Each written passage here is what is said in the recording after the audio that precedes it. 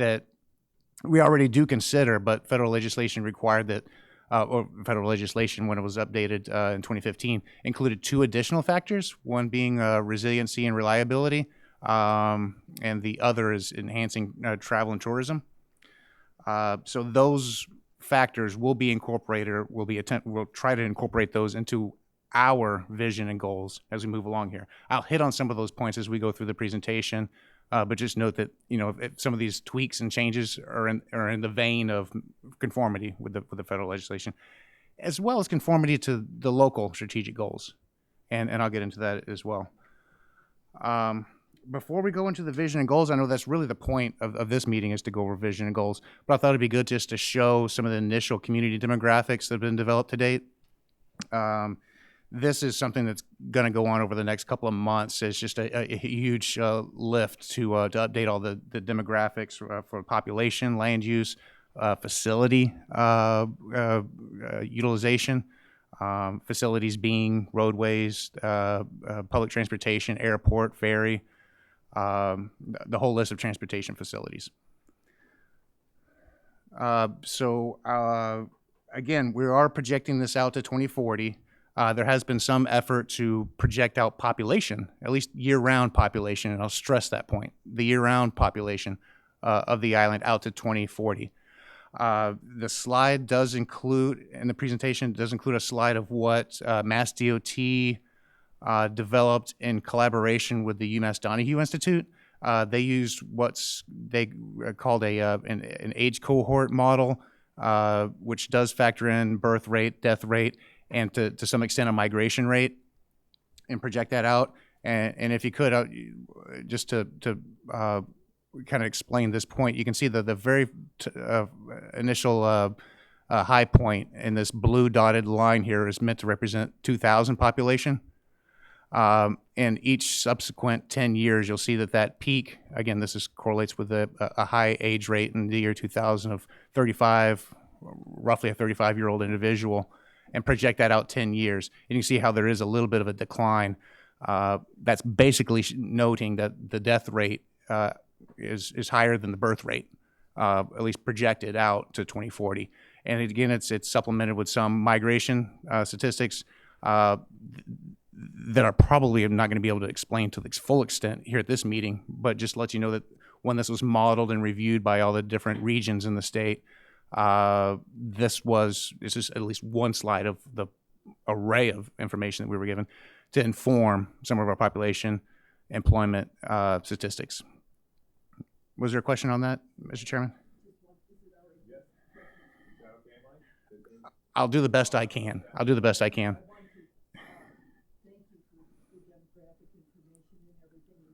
Two questions related to that. One is, we know that we have a winter population here. It's listed later. I know you're looking at the chart, but later in your detailed tables that were helpful, it's projecting for 2020 a population of 11,000. And we've been told in various analyses, like by the data platform, that it's probably 17,000 now, and we're still a couple of years short of the census. So one of the questions I have is, 2030, the projection is 11,804. That seems to me, both of those, to be doubtful if we can prove to the Census Bureau. So there's one question about what numbers do we use and how that squares with what we're still discovering now. And then the other is, particularly for transportation, it strikes me that we should have some parallel analysis about the summer population, because we live kind of in a bimodal universe, that we have a certain amount of population that are here year-round, more or less, but then when you look at the summer, the numbers I recall are in the neighborhood of 60,000. So it would seem to me, to do a full-blown analysis, you'd want to do an analysis about the winter population and the summer. I know the feds may not ask for that, but to be meaningful and useful for us, it seems like that would be important to do that. So I guess the two questions to summarize are, can we use data other than what you've got listed here if we have good reason to do it for year-round? And can we do a parallel analysis that looks at the particular issues with the summer, because we see different modalities of use. I mean, many more people biking, except for the hardy ones, in the summer than in the winter, and the traffic patterns and the parking pressures and everything differ there. So I'm just curious about how you think about those two questions, Mike, if you don't mind. No, and I'll get into it a little bit with some of the subsequent slides here. But Mr. Chairman, I agree wholeheartedly that we should look at other sources. I think that's what other regions in the state are actually doing. Again, because we're projecting. Criteria. It's a best guess on future conditions, right? It's a best educated guess on future conditions. And there's, especially if you look at southeastern Massachusetts with different casinos, with development, with, casino expansion and stuff like this, there's a lot of argument in some other regions about how they're actually being projected to have a decrease in population, whereas they would argue that it's actually an increase. So there is some flexibility, or I would say some cone of uncertainty, call it, to this, supplementing a lot of this information with, say, the Nantucket Data Platform information that says we have a peak seasonal population of 17,000 or so. I think it's good. We should probably add that to our population charts. I don't really have a way of projecting that into 2040 and see what that is, but it's a data source that we can use as an input. And right now, a lot of that information just didn't exist until, say, this last summer when they had their Right, and I think I think you said year round. I think you said seasonal, but I think you mean year round for 17,000. But for the summer, if we have data that shows 60, I would think we should use at least that. And it would seem to me you'd want in the demographic portion as well as in the analytical portion to address both those elements, because it's considerably different. Like the NERDA runs year round now, but it's not the same routes in the winter and all that kind of thing. But I would think for a useful plan for the community, we probably need to have like a separate segment that deals with summer than winter. Is that something you've ever thought about before? Or is that possible? It's information that we're just getting, and again, the reliability and precision of that data, say what you will about it, but it's a brand new source of information that we have, and hopefully we can utilize that into the future. How well that'll be incorporated this time around, I don't know. It may start happening, and then probably the next 4-year cycle we'll get better at it. And again, it's one of these things where as long as the technology and precision gets better, so will the plan on doing a lot of that. But you're absolutely right, looking at it seasonally, looking at year round. But right now, the best information we have is the census information. That's what is accepted.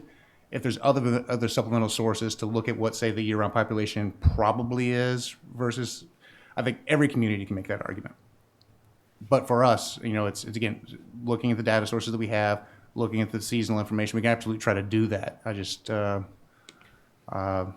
My suggestion would be to add it, just start the process. The year-round is, somewhere between 17 and 20,000, according to the data project. And they have the documentation, they have the ability to say it. It's how we get a lot of our funding, et cetera, is our year-round population. So even if they don't accept it, we should be putting it into our report. So we're starting to, sort of say this is what we have. A question I have, doesn't need to be answered tonight, is how do you say it's wrong? If we get if they give us the wrong number, how do we oppose it?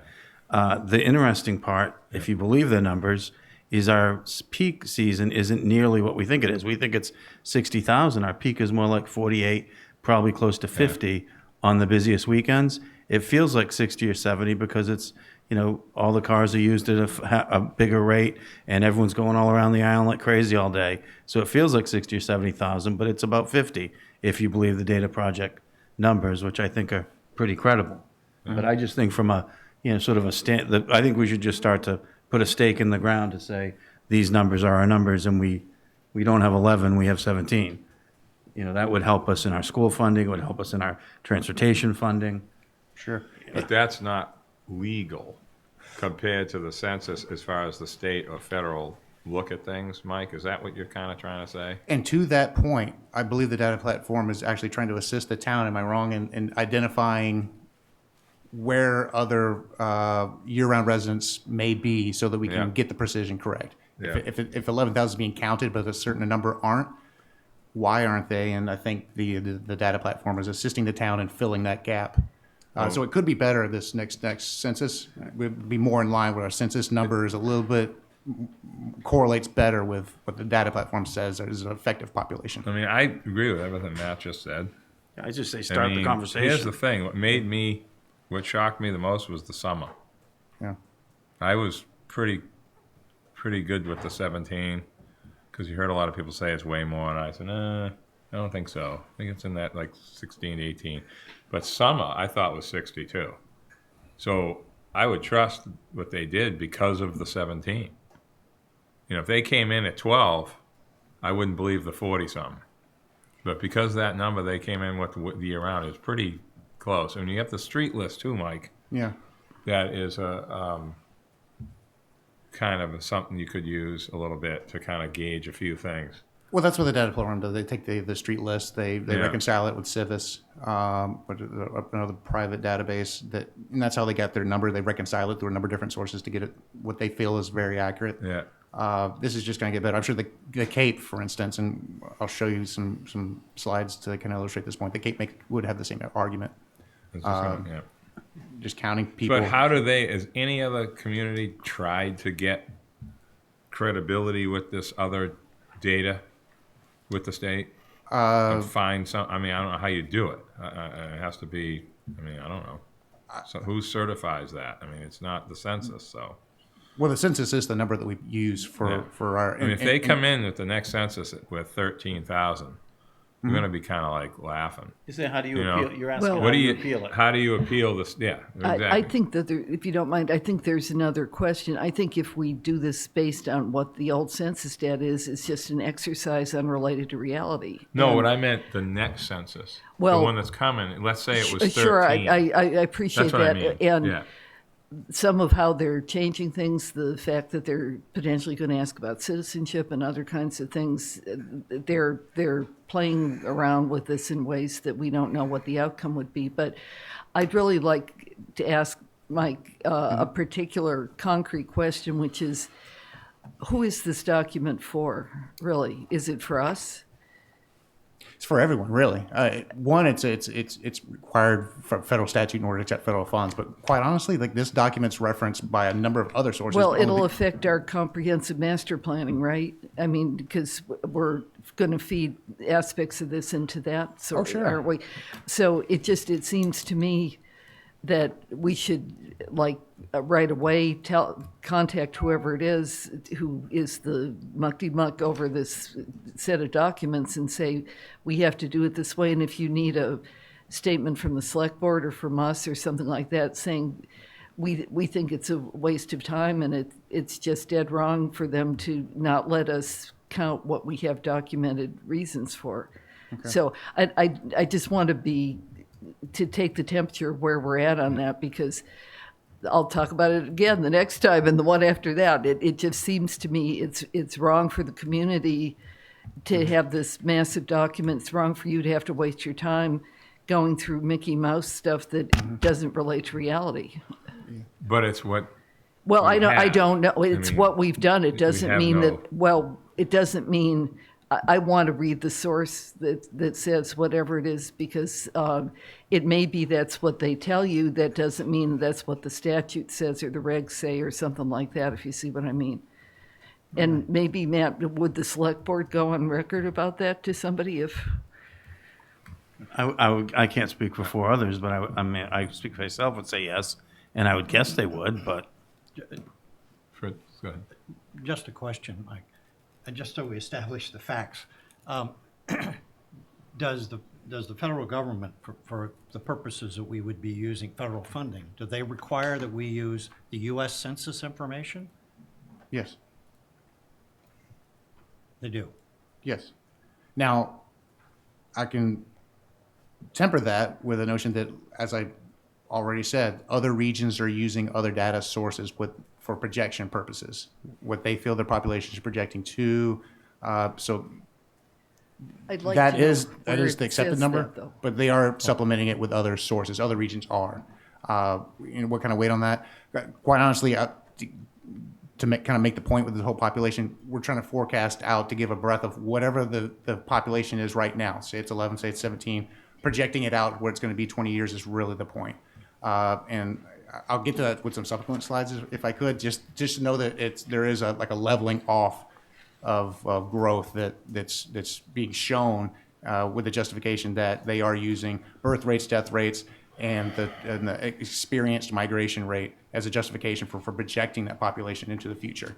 Again, what the base number is, it's be 17, could be 11, but the phenomenon going out 20 years is basically the point of all this. So if I could just progress this, and then points taken with all the You okay, Judy, other man? sources and the looking at seasonal and year-round as well.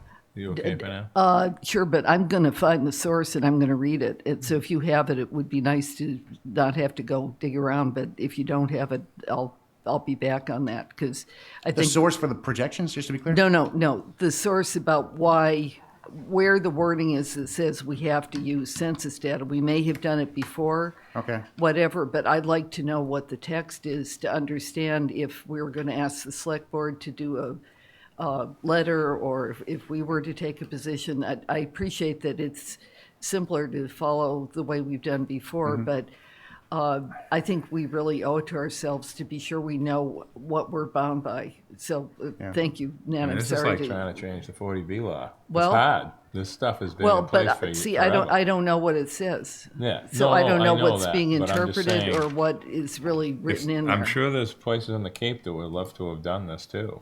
Well, that maybe have they the same should. problem. Maybe all of us should. Well, okay.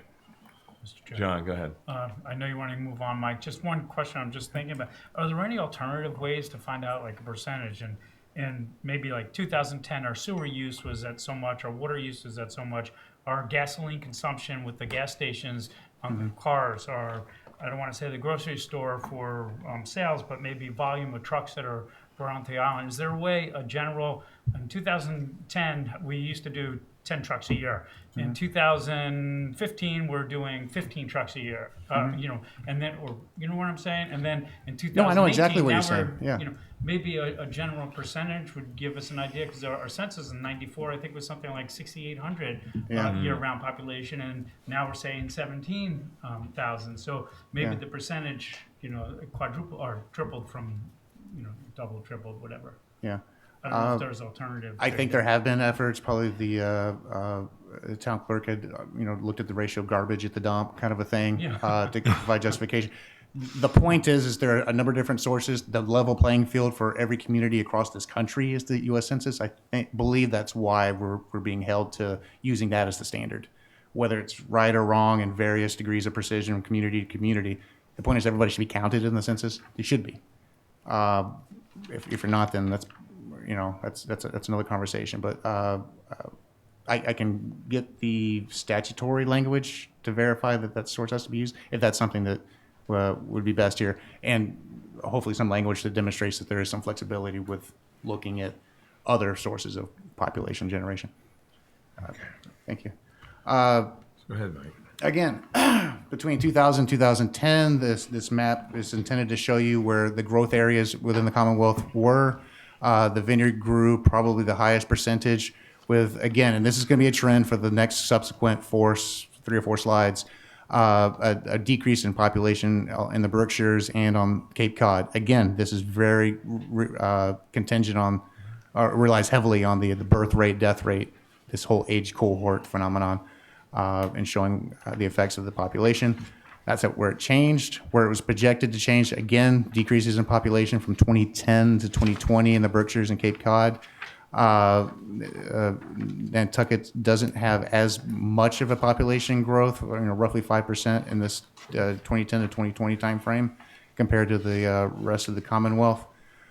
In the 2020 to 2030, again, we're the Cape and the Nantucket and the Boston area are one of the faster growing regions by rate of growth. And again, this shows, once again, a decrease in population on the Cape, greater than 5% here. And then from 2030 to 2040, again, population decreases on the Cape, but Nantucket is shown to be one of, if not the fastest growing region. That said, it's still not a significant amount of numbers. It's just the growth rate itself is shown to be a little high. Looking at the trend from 2000 to present day, you can see that there is from about 9,500 population increasing to just a shade over 11,000 from 2000 to 2017. Showing that projected out, this shows a population in 1980 of 5,000, close to 10,000 by 2000. And again, not much growth for the next 10 years to 2010, leveling off to 2020 and the future years to 2040. What's shown in the dotted lines is a population projection that was done in 2001 by RKG and Howard Stein Hudson for the optimal carrying capacity, which projected a 2.5 or a range between 2.5 and 4.5% growth. And you can see that when that was projected in 2000 out to 2020, we just didn't realize that level of growth. The community's been growing at roughly about a 1% growth rate pretty reliably over this time frame. And that's essentially what's being projected out into the future as well. As far as number of households, this is people living within a dwelling. This shows a leveling off as well from 2010 projected out to 2040. The dotted lines here are showing what we had projected in previous versions of the transportation plan. Again, those are higher than what were actually realized from 2010 going out to 2020 and what was projected. So again, with the same theme of leveling off, and once more with the number of jobs within the community, a heavy growth rate from 1980s to 2000, somewhat of a leveling off from 2000, even projected out to 2040. And there are some other projection lines from previous plans, just to show how we're kind of splitting really the projections that were done back in 2011 and 2016. Again, on that same subject of jobs, this chart shows a split of what kind of jobs. This is obviously because it's a tourist-oriented community. It's very service-oriented, and this shows really a super majority of the jobs that are shown in the service-oriented, and that trend's really projected to stay the same going out to 2040, which is probably no surprise to any of you. Very low base employment, some retail, but heavily in the service-oriented positions. Where the year-round population, again, I'm going to focus on year-round because that's the numbers that we know from the census, but Before you go there, just, Sure. I got Yep, heard that. on page 33, community demographics, you're going from 9.5 to 11.2 or so. this is the blue population. Going back a couple, yeah. Yeah. But just the point I'm making is it ends up being almost 18% increase on that one slide, and that's in 17 years. So, No, and Yeah. quite honestly, compared to the rest of the Commonwealth, that's pretty high. yeah, it is. But again, looking at the numbers are fairly low. It's kind of a leveling off, but compared to 80 to 2000. Yeah. That's a point taken. Okay. The map here shows the census block information. Again, I'm going to highlight the thresholds in population here. The lower threshold of 400 people per census block is and then again the next threshold of 800 and then 1,300. I'm going to keep those level for projecting out so that you can see that the trend and where populations have been growing on the island, at least the year-round populations. And again, this is the green line around the middle of the island is the town overlay district. By policy, it's meant to show where development should be concentrated. And as we progress through this, we can see if it actually, yes, Is this by acre, by, how is it? census block, Census block, okay. correct. So again, the thresholds are staying the same for color coding purposes, just to demonstrate the point of where growth happened. Again, it's all been, this is the 2010 census showing a lot of development in the Mid-Island area, the Barlow Road, Vesper Lane, and around the Hooper Farm, Lovers Lane Boulevard area. That's where the heavier growth has been experienced over that course. Looking at the 2016, again, this is from American Community Survey population. It showed more population, or the population increasing along the Noble Deer Farm Road around the airport area. Not surprising, that's where the dormitory overlay and a lot of higher density districts are. But you can see that there were some losses and gains comparatively to the 2016 map. Little bit of a drop in population around the Vesper Lane area, again, from year-round population. I don't think there were homes or dwelling units removed, but it's just a switch from at least year-round to a different number. Also a loss in population in the Tom Never-Sconset area, but as I previously noted, some gains along the Noble Deer Farm Road area, and then quite honestly, some gains in the Hooper Farm, Hummock Pond Road area.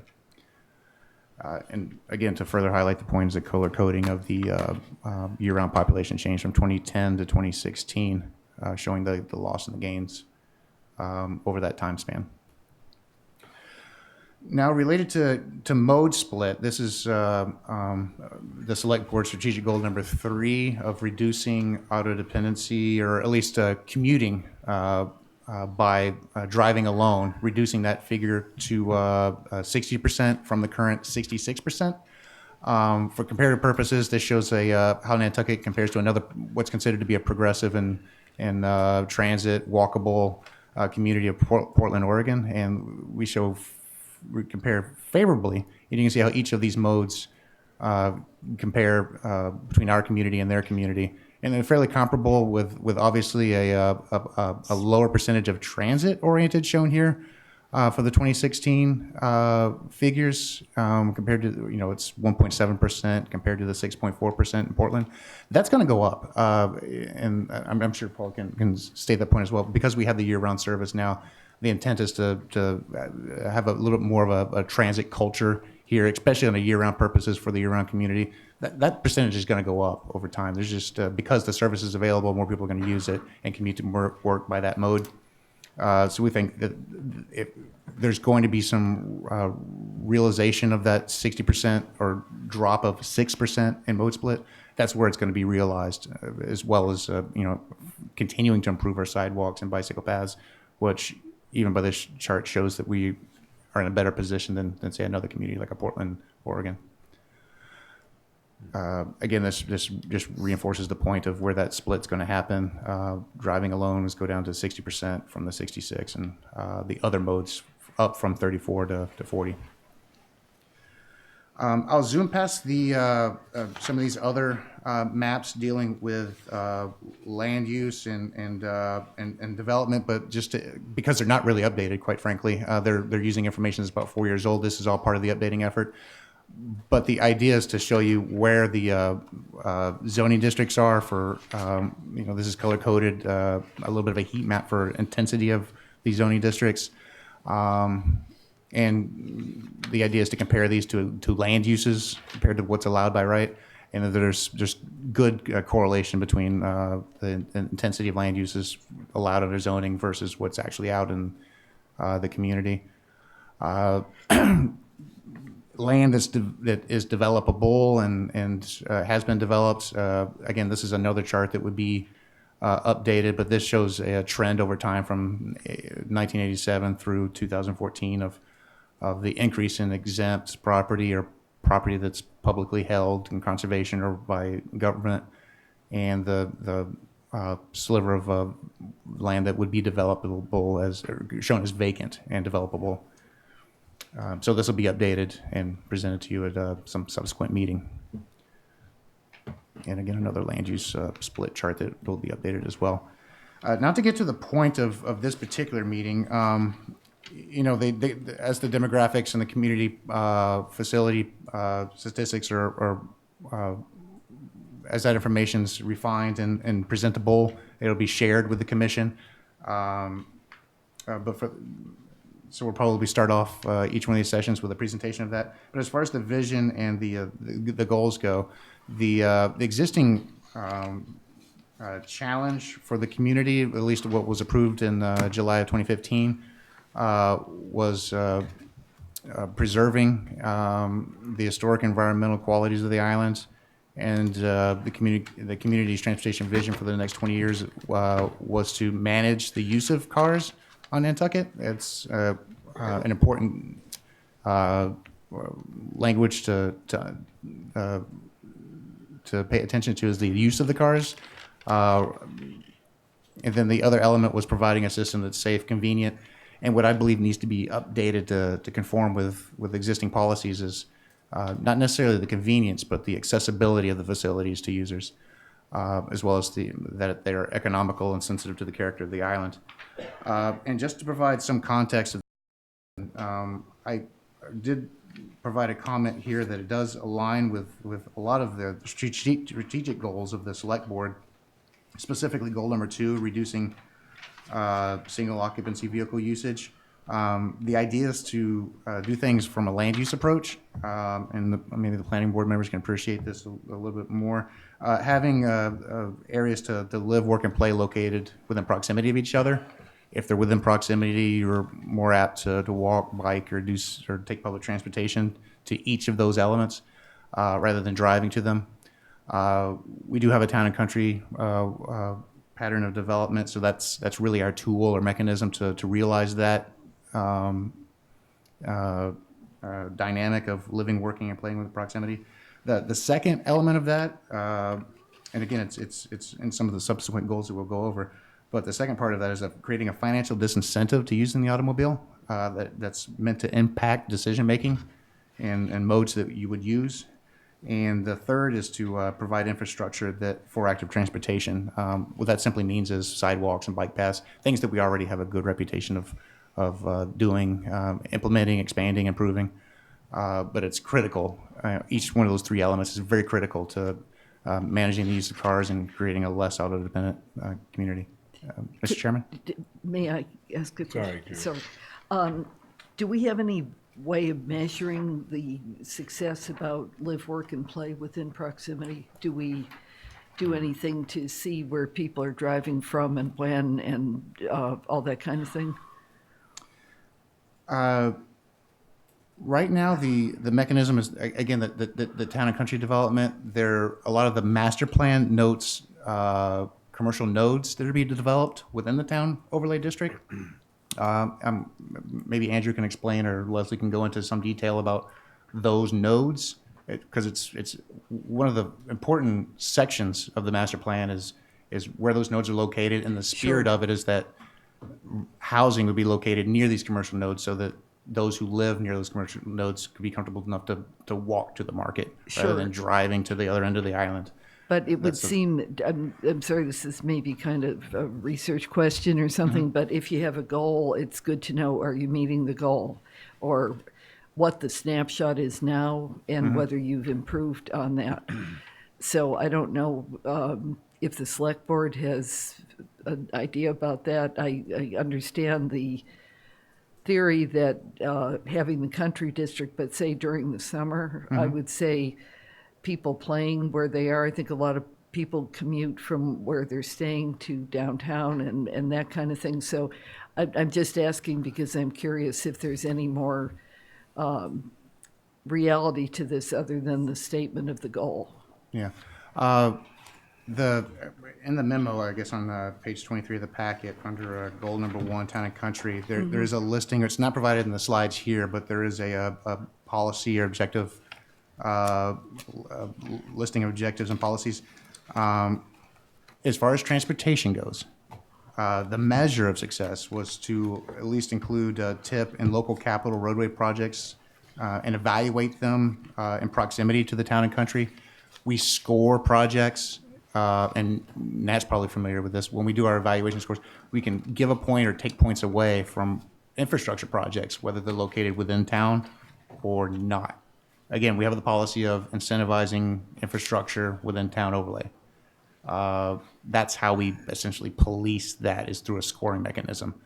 Doing other research as far as what percentage of development has been located within one of these so-called nodes of development, that hasn't been done, and probably outside the scope of a transportation plan, but probably an exercise that could be done if that was the desire. But I could let either the director or deputy director answer that. They know probably better than I do about what has been happening and whether there has been conformity with that or not. Thanks. Yep. Just moving on to the different goals. Again, I listed at the beginning of the presentation some planning factors to keep in mind. What we have been doing locally is looking at emphasis areas that somewhat conform to those federal factors. Again, number one at the top is the town and country form of development. We have to have things located within proximity. The second is multimodal. It gets to the strategic goal justification of having the infrastructure in place to facilitate other modes of transportation. The third, parking management. When I said financial disincentive to using the automobile, paid parking downtown is the mechanism to do that, along with all the other costs it is to have an automobile and using and driving. Having parking is another layer of to the economics of that whole. It affects a decision making and probably could make a decision from driving into downtown to using another mode like the bus or walking.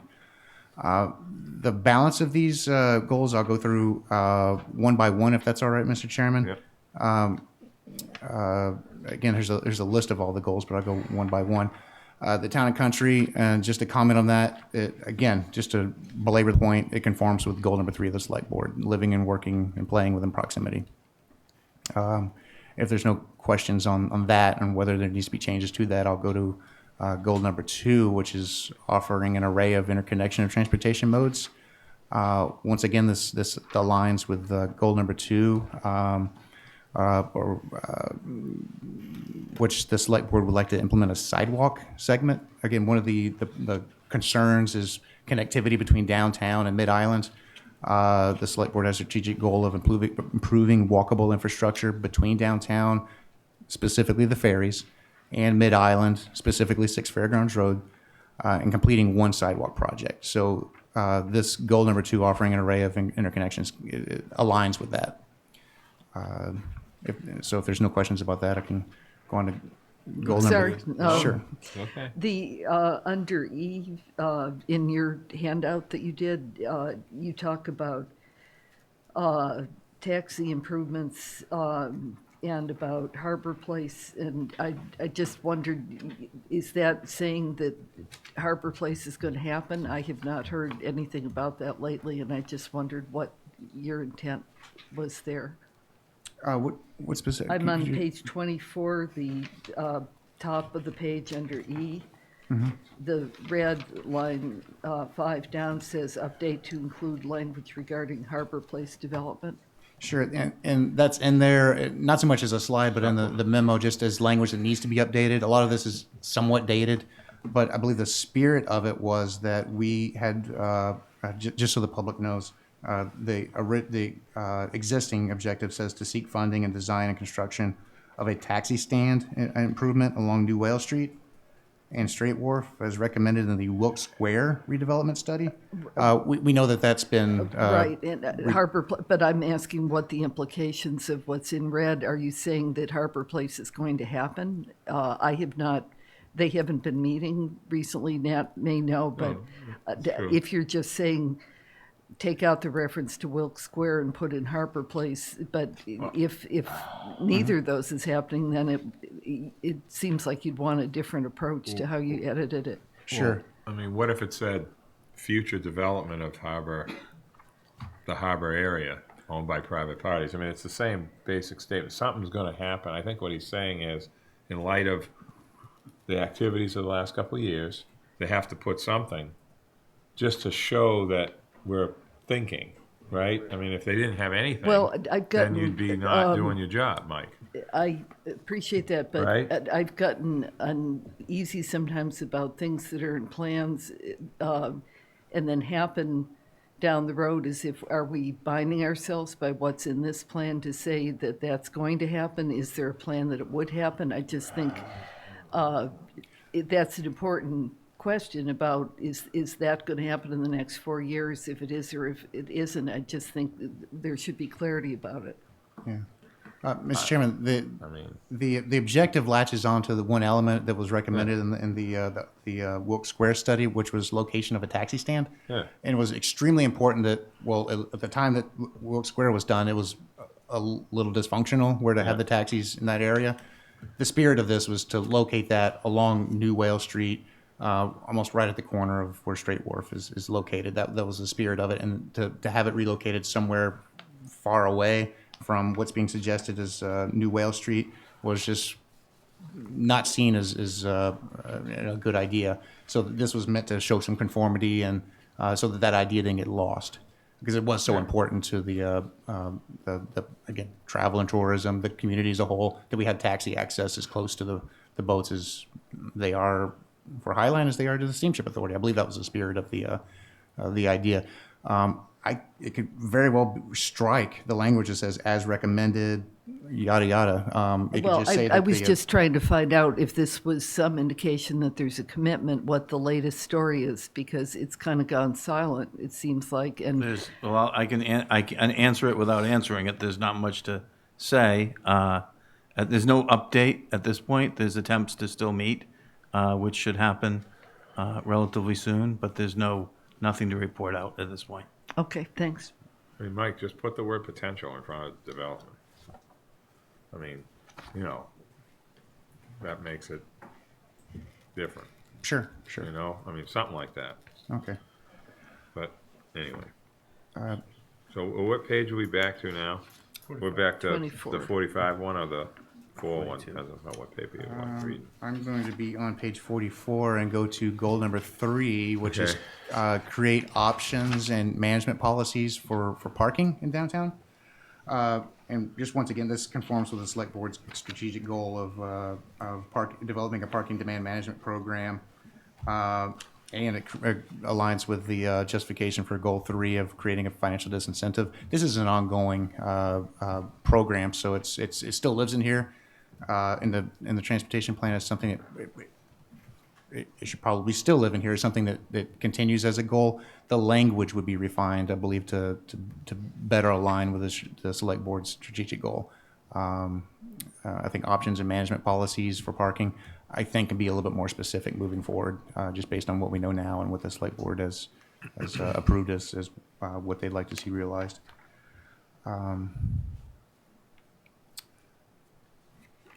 Number 4 is improving information for using the island's alternative transportation modes. I believe this probably needs to be changed to align with the complete streets policy to note that information means an inventory of all transportation facilities, sidewalks, bike paths, what's existing and what's proposed. That's what information could mean, and the language of this goal could be refined to reflect that. But also, you could expand these to provide information on all transportation modes for public and town officials to look at. This just says, basically provide a brochure for the bike paths. It can be a lot more than that, and with ways of monitoring parking utilization that's being done right now, ways of monitoring real-time flows through other transportation facilities. We can provide all these. I think this isn't the same spirit of what the data platform was trying to do, is create something that's a little more transparent and reflective of how the facilities are actually being used. So this language could be updated to reflect the spirit of that. Maybe striking alternative from this goal and saying improving information on the island's transportation modes, and then having some policies and objectives that align with the spirit of that, rather than just providing brochures to the traveling public and something as simple as that. It could be a lot more advanced. I understand what you're saying. Excuse me. No questions on that. Goal number 5 is utilizing telecommunication infrastructure as a means to reduce the number of trips. Again, this is a bit of a dated goal, it appears to be. It's not been a goal that's been very impactful recently. I think the idea was just to look at allowing some town employees and other employees that work downtown to telecommute every once in a while and understand ways of how they could telecommute so they're not contributing to the parking problem and congestion at intersections and so on. I believe this could probably be wrapped into the information on transportation modes, the previous one that we had discussed. Again, I think a lot of this speaks to a lot of the informational resources that we have through online and using resources like big data to help inform decision makers on the status of the facilities. So do a little bit of work with wordsmithing this and perhaps merging it with the previous goal if that's something that seems amendable. Mary? Okay. You're saying they're similar, Mike. They kind of fit together. Is that what you're saying? I think they could be merged together because they exactly. Yeah.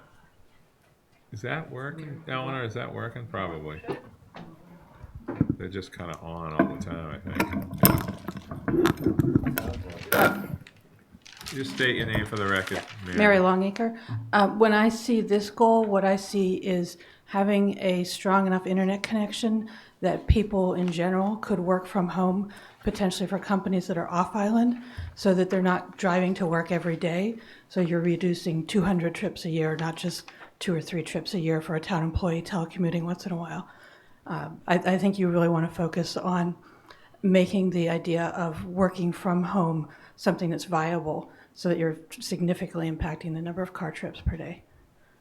It's not just an information brochure kind of thing. So does that fit with what you're saying, Mike? To include that and make them one goal or a combined goal? Yeah. Or, I think it could, and obviously providing information on all modes.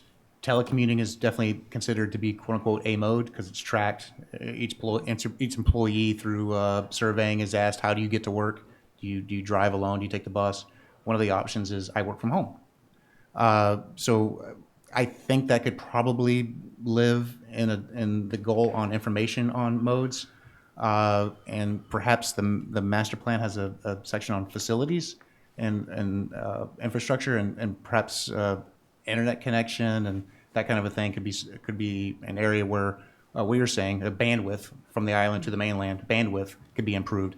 Probably not necessarily a transportation function, more of an infrastructure and facility type of issue. But I think Well, that's I what I'm think saying that- here. It says telecommunication infrastructure. It's not talking about information when this was originally written.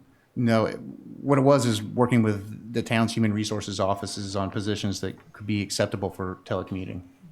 That's was how you would realize this telecommunication goal.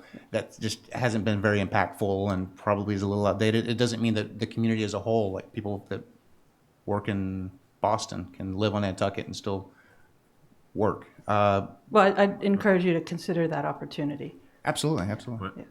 Wendy, do you have something? Thank you, Mary. Wendy? I do remember that was a big issue back for like Light Wedge when they were trying to run a company here, the internet access. I'm curious about where it is. But I saw this as slightly different as using some of the data like Waze, like on your phone, you can see what the traffic is and maybe the town's website, or maybe we could do a better job of telling our visitors, don't try to go to the high school at 7:45.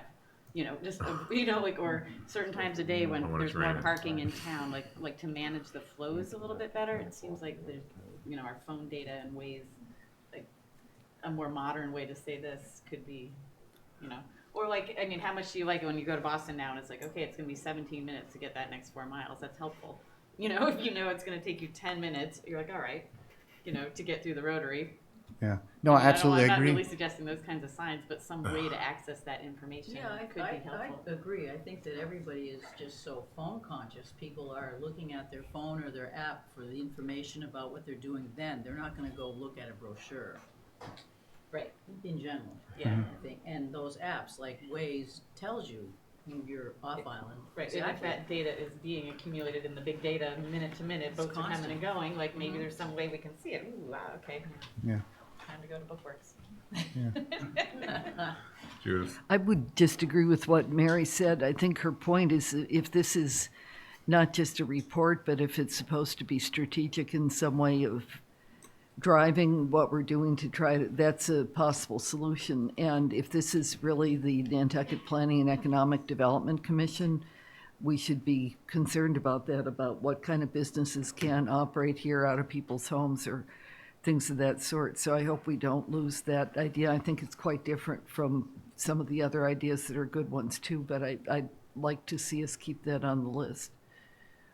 I mean, is this keeping up with the technology too, or projecting Correct. I mean, future? I mean, you mentioned bandwidth. I mean, like, we don't have 4K yet, yeah, but we're gonna.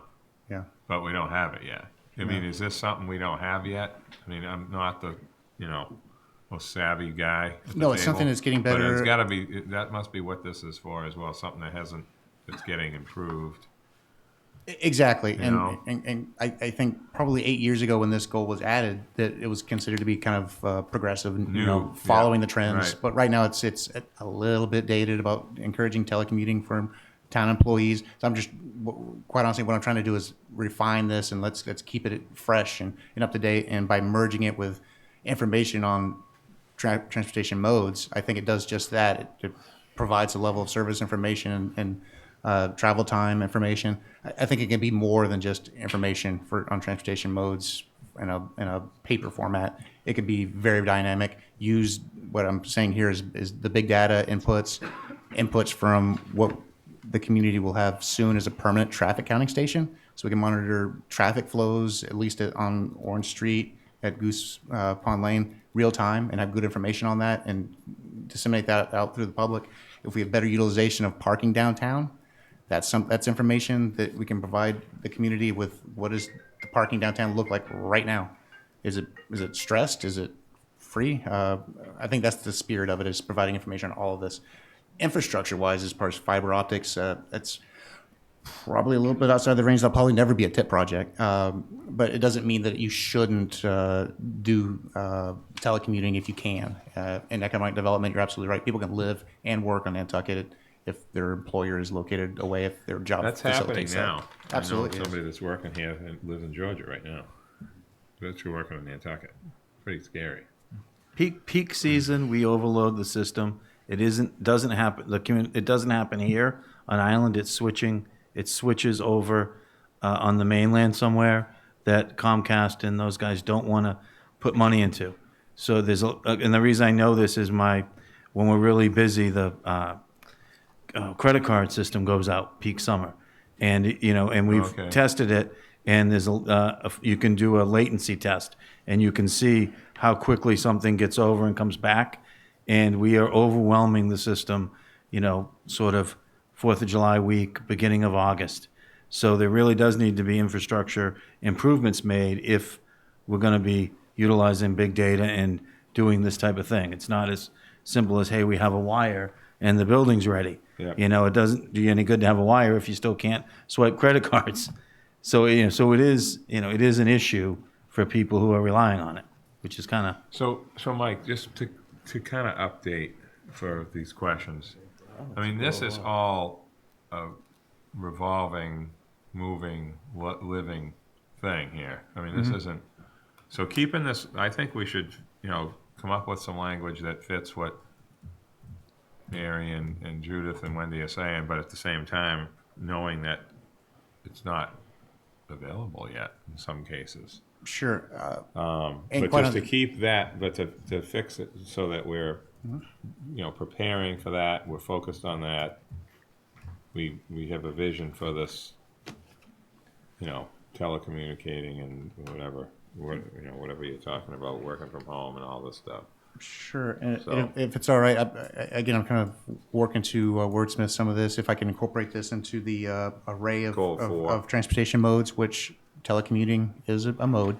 If I can include the language in that in goal number 2, and in the information on transportation modes, I think we'll probably get there. Okay. All right, cool. Is that okay, Judith?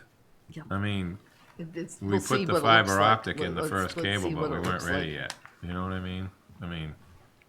Let's see I what it don't know. looks like. Bernie had cable before where I live. So, in Pulpus, before Wisconsin. All right. So, Mike, moving on to what now? Sure, 6? and the input is absolutely helpful, so thank you for the comments. Goal number 6 is transportation to the mainland, ensuring that transportation to and from the island is safe, convenient, and economical and sensitive to the areas of the island. This could probably be refined to include language for resiliency and reliability. I think that's something that's going to be a little bit more critical into the future, especially during the life of this particular plan. So how that'll look, I don't know just yet, but ferry wharves and airport, the connection to the mainland is definitely critical, and having resiliency and reliability is definitely critical to maintaining those ports. We do have representative here from the Steamship Authority. I don't know if you want to take comment on that or if there's anything that should be reflected on that, but if not, I can move on. Okay. And just so the board knows, I do anticipate having outreach specifically to the airport and ferry providers. So that'll be the subject of a future, probably a January Planning Commission meeting to kind of review specifically the facilities, goals, and capital projects for those facilities. Moving on to number 7, if there's no other questions. Relying on traffic control methods that reduce congestion while maximizing public safety and livability.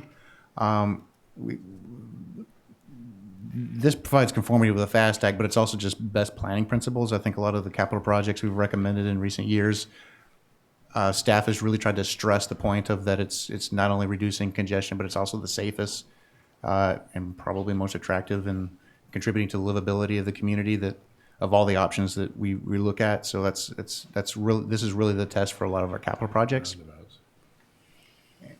It's the elephant in the room. Why don't we talk about it? Huh? That's the roundabouts. Yeah. Or the elephant in the room. Should we talk about it, or you'd rather hold off? I mean, when I go home at some point, we could talk about that all night. So there's a whole nother section of the meeting. I don't know. They work. They've been around for 60 years. We just think that right now the community doesn't understand it or want to or whatever it is. So that's where we are. It seems like we need to figure that out, wouldn't you So think? what do you want to do, Judith? I mean, how many meetings we've been talking about this? I'm 12 sorry, Nat. years. I wasn't here 12 years ago. Well, Sorry. I All was, right. and Yeah. we've been talking about this stuff for so long, I don't even know what to say. Well, I mean, all I can say is the people are getting tired of having the same stuff served back at them, and we. so what do they want? Traffic lights? No, I don't think Flyovers? so. I think that around the schools, there's concerns about the safety for kids. I mean, you may disagree with this. You probably hear, as others here do, what some of those concerns are, but I think just going back with the same thing without trying to understand better what the resistances are, it may have to do with, I think you've said before, how the funding information is Yeah, displayed. well, that's a different discussion. But I won't press it. It just seems to me that if we come back with the same thing yet again, that's really not very responsive to the public to really understand what's up with Well, that. we had the, what's the name of the people that came here? It's been a while. What is the name of those people that came to the high school? I can't remember that No, group. Yeah, Mike, VHB, Beta, what is it? Whatever one it was, right? For the roundabout discussion? VHB was But there was somebody else was there. It doesn't matter. They were really nice people. you're and right we on all the treated fronts. them terribly. I was embarrassed at the stuff that was said. As a fifth generation native, I felt awful. I That just think people that I know were treating them so poorly. And they were right about what they were saying. And some things are opinions and some things are facts. And roundabouts work better than a four-way stop. I was at my intersection this morning. There was only 3 vehicles, including me. And the guy coming from Surfside was angry. You could see him in his truck, mad, because the person coming from Fairgrounds didn't turn right fast enough. There's no traffic, and we were still at a standstill. So if you don't believe that, if the voters don't believe that, then we're gonna have to just wait till the mood changes. Because this is like a mood swing right now. That's what I think. So, It's interesting, Mr. Chair. yeah, go ahead. I had a conversation a couple of weeks ago, and it was pretty much the opposite thinking. People were actually not looking to improve traffic. They wanted to complain about traffic, but they feared that if we fix the traffic, add the roundabouts, had the flow of traffic goes more smoothly, it would create maybe a something that said, "Oh, we can handle this. Let's have more people come here." So by not fixing the traffic, we're actually curbing the population growth. So the or traffic is keeping people from moving to Nantucket. I haven't Exactly. heard that one yet. So that's. I thought it was the standby I took line. back and I said, "Wow, that could be interesting." Maybe that's why 2 times we've failed the improvements, even with the $7.5 million, funds that from the state. Looking at, hey, we have to take advantage now, but people don't want it. Maybe we just don't want the traffic to be. But you know what the sad part is? The people that are paying for it want it. For now. The 87% of the seasonal residents that are paying for all this stuff want this stuff fixed. I'm worried about them getting mad. I ain't worried about the locals getting mad. They're mad at something every year. Doesn't matter what it is. There's always something. It's going to be something else next year. But the seasonal But they're here people now. are mad at the same thing. And if it Just doesn't so you get know. worse, they'll still be here. I hope there's people watching me say that because it's fact. They're paying for it. They know it. We kind of forget that they're paying for it. So anyway, go ahead, Fritz. Can I say, I mean, we're going to be going back Yeah. through this. This, yeah. Correct? Yeah. And Judith brought it up. no. And I The support- roundabout. I heard And you. that You I said. support- You I said- did, Yeah, but I wasn't heard saying you. it. that I support Judith. All Yeah. I'm saying is, I don't think this is something we're gonna solve this No. evening. But clearly, we wanna put a marker, I think, on that goal, that to have a further discussion about what role roundabouts or rotaries play in that goal for the future, Sure, this country. sure. And maybe by that time, I mean, we're talking about something that we're not gonna be approving or acting upon for 6 months, correct?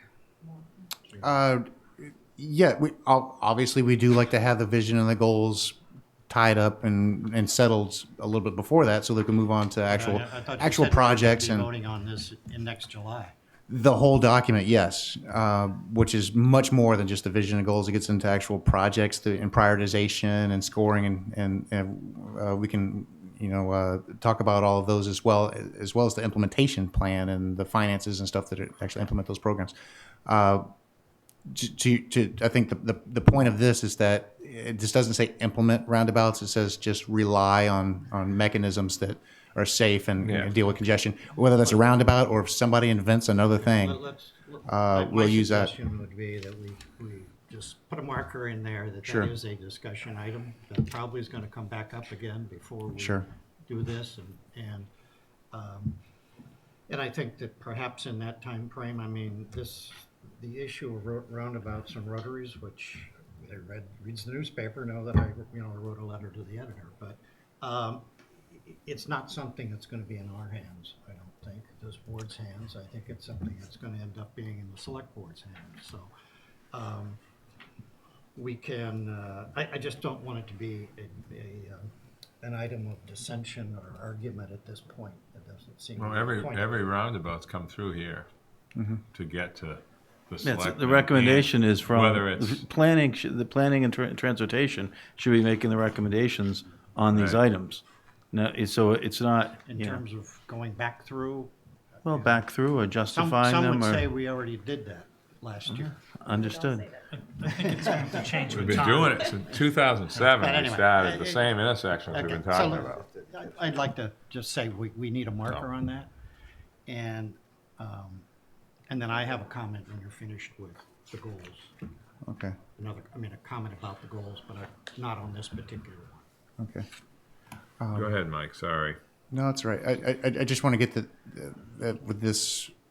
We're going to continue discussion of this, or when we get into actual policies and objectives, that we can revisit that at that time. But I think the spirit of this, reducing congestion and improving safety and livability, those probably are something that we can all kind of agree on in spirit.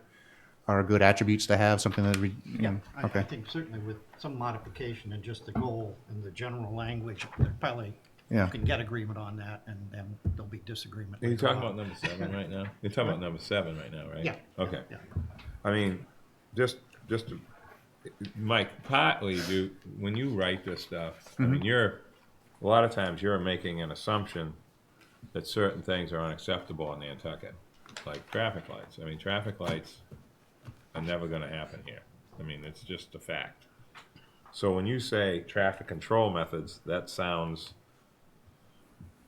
mainlandy a little bit when you read it, if you're not knowing what you're really thinking. I think what Fritz is saying is to identify what we're really saying versus what it could mean. You know, we're really saying improvements to bad intersections that have failure rates, and roundabouts we still feel are the only other alternative other than somebody standing there directing traffic if we don't have traffic lights. I mean, there is nothing else to do except roundabout or traffic lights. There isn't anything else. Yeah. I mean, what is there? The four-way stop's a four-way stop. What's the next step? And I'm just asking. There isn't one. Well, I think there are steps we're taking. I think improving NRTA, No, improving sidewalks, all right, bicycles, but I'm talking getting about people out noticeable. No, well, those could be very noticeable. What happened, I think, is when the warm weather, people can use different modes, but a lot of people stop because it wasn't safe. If we actually make it safe to bring your kids in and out of town on a bike, more people will do it. I think there's a chance that, and then you end up going to limiting cars, which I know you and I love to talk about.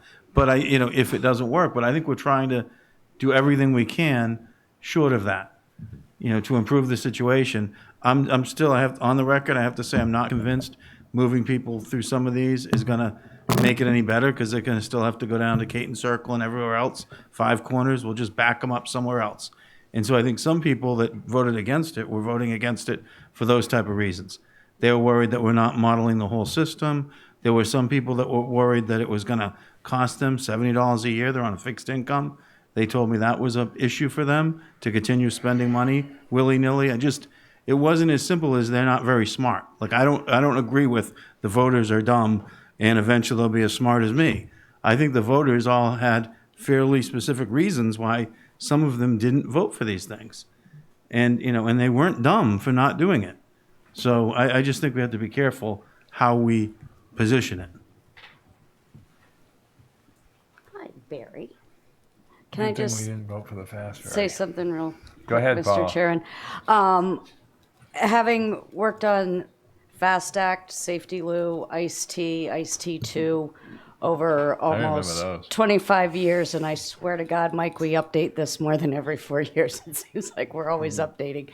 But I just want to comment, I mean, whether, Mike needs to come up with goals that are somewhat vague that can then be filled in. So the one, I don't think it's a discussion that needs to be roundabouts or a discussion that needs to be a specific thing. They're control methods to help reduce traffic congestion.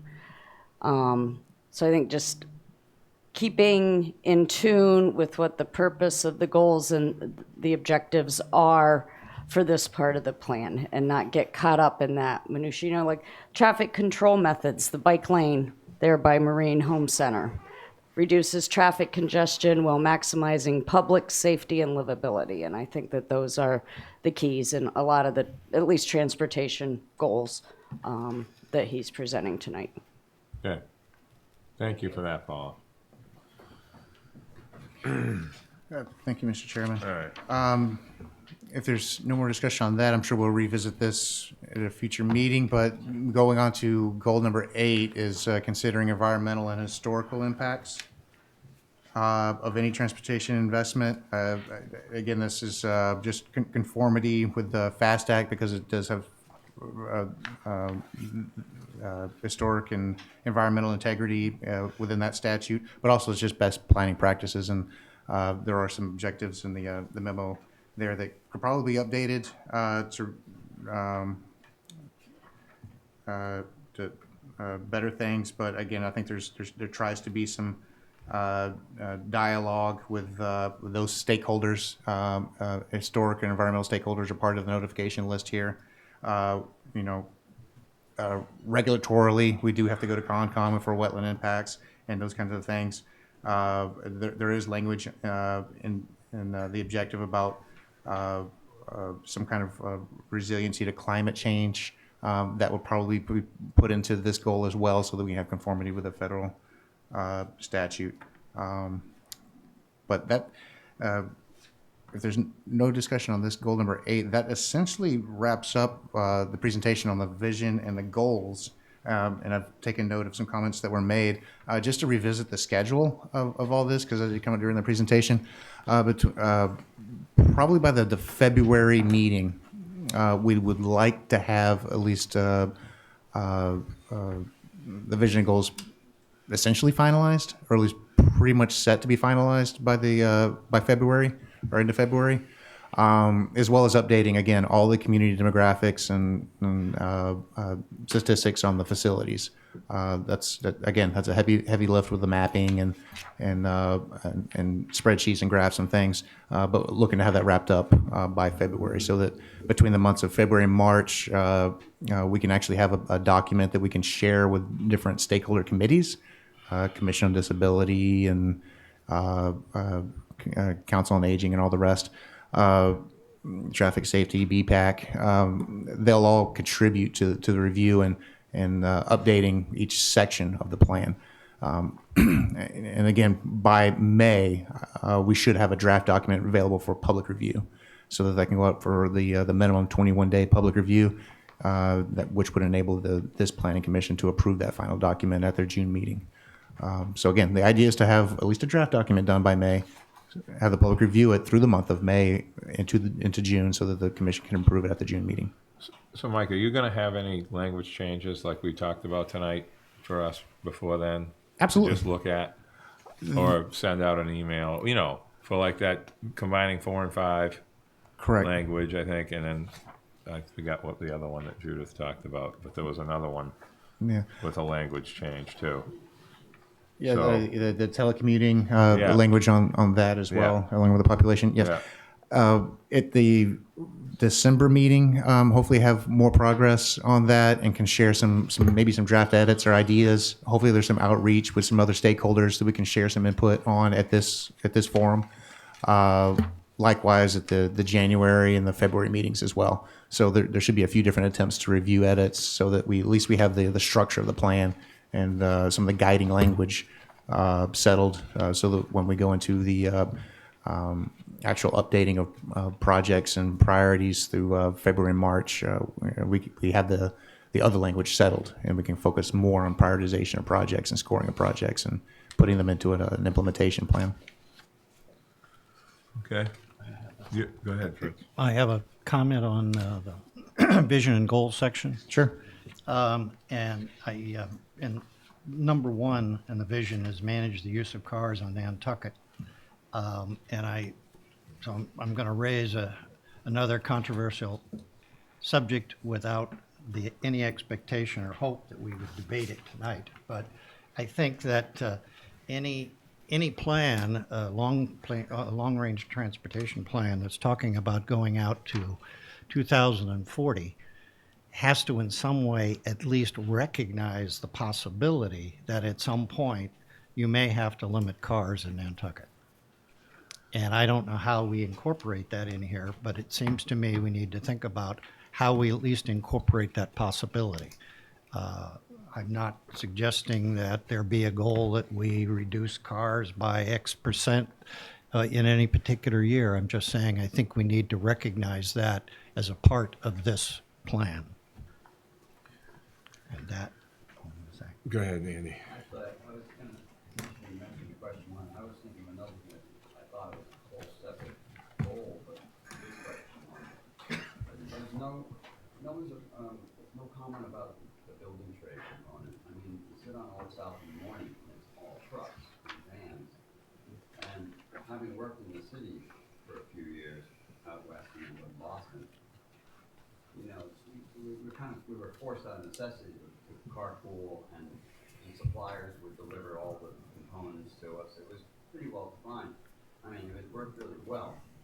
And I'm wondering if there's any incentives in some cities, you know, say Boston, New York, San Francisco, if there's some incentives there that encourage companies to do that, or if we could approach the building, you know, the building trades like the Builders Association and places like Mariana Island, come up with some ideas there, because it seems that's as challenging as trying to get everyone to ride a bicycle or to take NERD. I mean, I think it's something that's being missed here.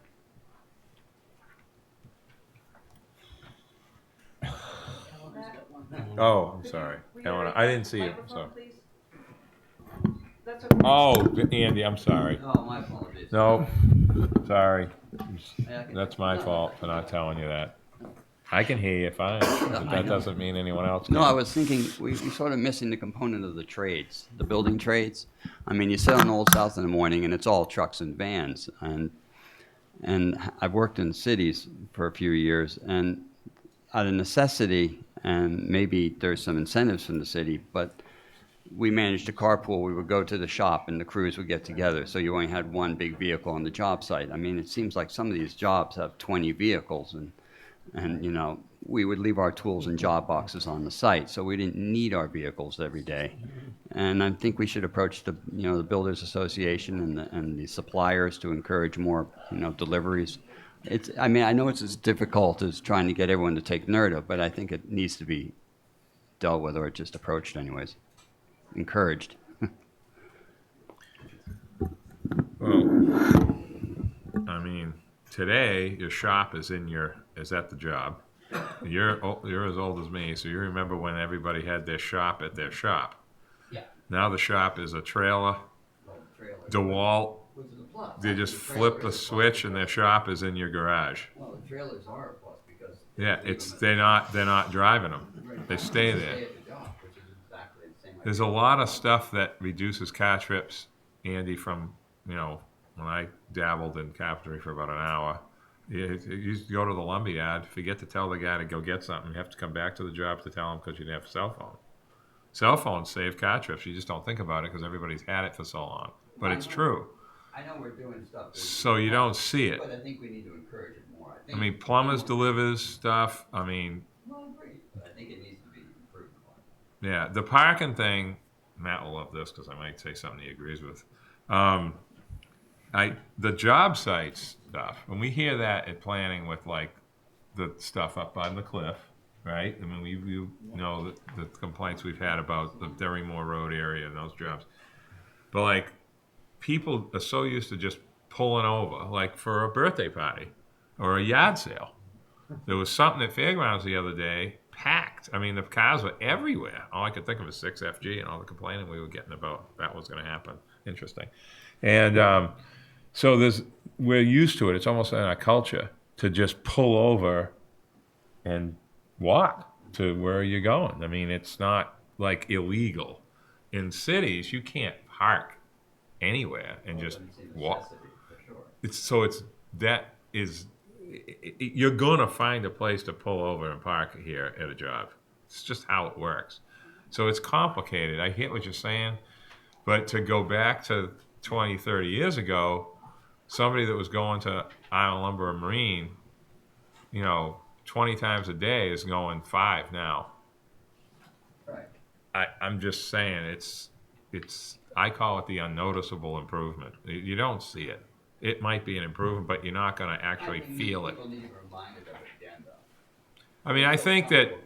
I think that as far as some of these jobs, we talked about restricting. We've had situations where they have to keep everything on site. We just had that happen at a recent one, Reliance Way. I mean, summertime, July, that kind of stuff. Yeah, the old historic district. It's never going to happen out of town. So, but Encourage it, though. What they do in Northampton in this regard is they allow 1 or 2 spaces for an in-town spot, and the guys have to share it. So the guys park they park elsewhere, and they walk in or they carpool in, and there's 1 or 2 spaces, so there's a truck there all day, or and they don't allow they don't allow one job site to take up 2 whole streets of parking for 2 full winters. You know, they sort of say, hey, there are other businesses here that have to be able to survive, and they deal with it slightly differently. Yeah. And they make the guys, because they have, what do you call them? They have the parking meters, and you'll go in and say, I'm buying a parking meter for the day, it's $40, and at the end of the day, you have to take the hood off of it so it can be used at night. And if you don't take it off, then they fine you and they take it away. So there are ways that, like, people that are in between us and Manhattan, there are ways that they do it to try to get a little bit to what Andy's talking about. I think it just needs to be stated as a goal. You go back to hitchhiking. Difficult with any of the goals. But, I mean, Alan in France, Perkins of France, what, 15 years ago, they all met at the shop, they all went in one truck. And there was no 25. traffic to worry about that way. So, you can laugh. No, that's true. You used to meet at the shop and go, What you put out there. brought your lunch. Yeah. Oh, what a different era. I thumbed at the Rotary for 2 summers with Jitto Bernard to go to Sconset. So there you go. So what are we doing next, Mike? What about all this? Look at all this population stuff. We should have their tax rates in here too. Look at all these communities. You can find those incredible. online. I'll send them This to is you now. unbelievable. So what's the next topic, Mike? Where are we? Keep me focused, well, because this we're is- getting all over the place. Like I said, we wouldn't. No, this should settle the item for the long-range transportation plan review of Okay. vision and goals. So this should be all set. So you're talking about coming back to us with a couple of language changes, but you're talking about June, May and June for the December. final document. Exactly, and the Okay. December and the January meetings could be used for refining what we talked about tonight. Okay. Excellent. All right, so is everybody, Judith, are you good? You got any more questions for Mike? Is that language stuff I'm okay? not asking anymore. No. He's good. Is that language stuff okay for him to I come thi- back I with? think,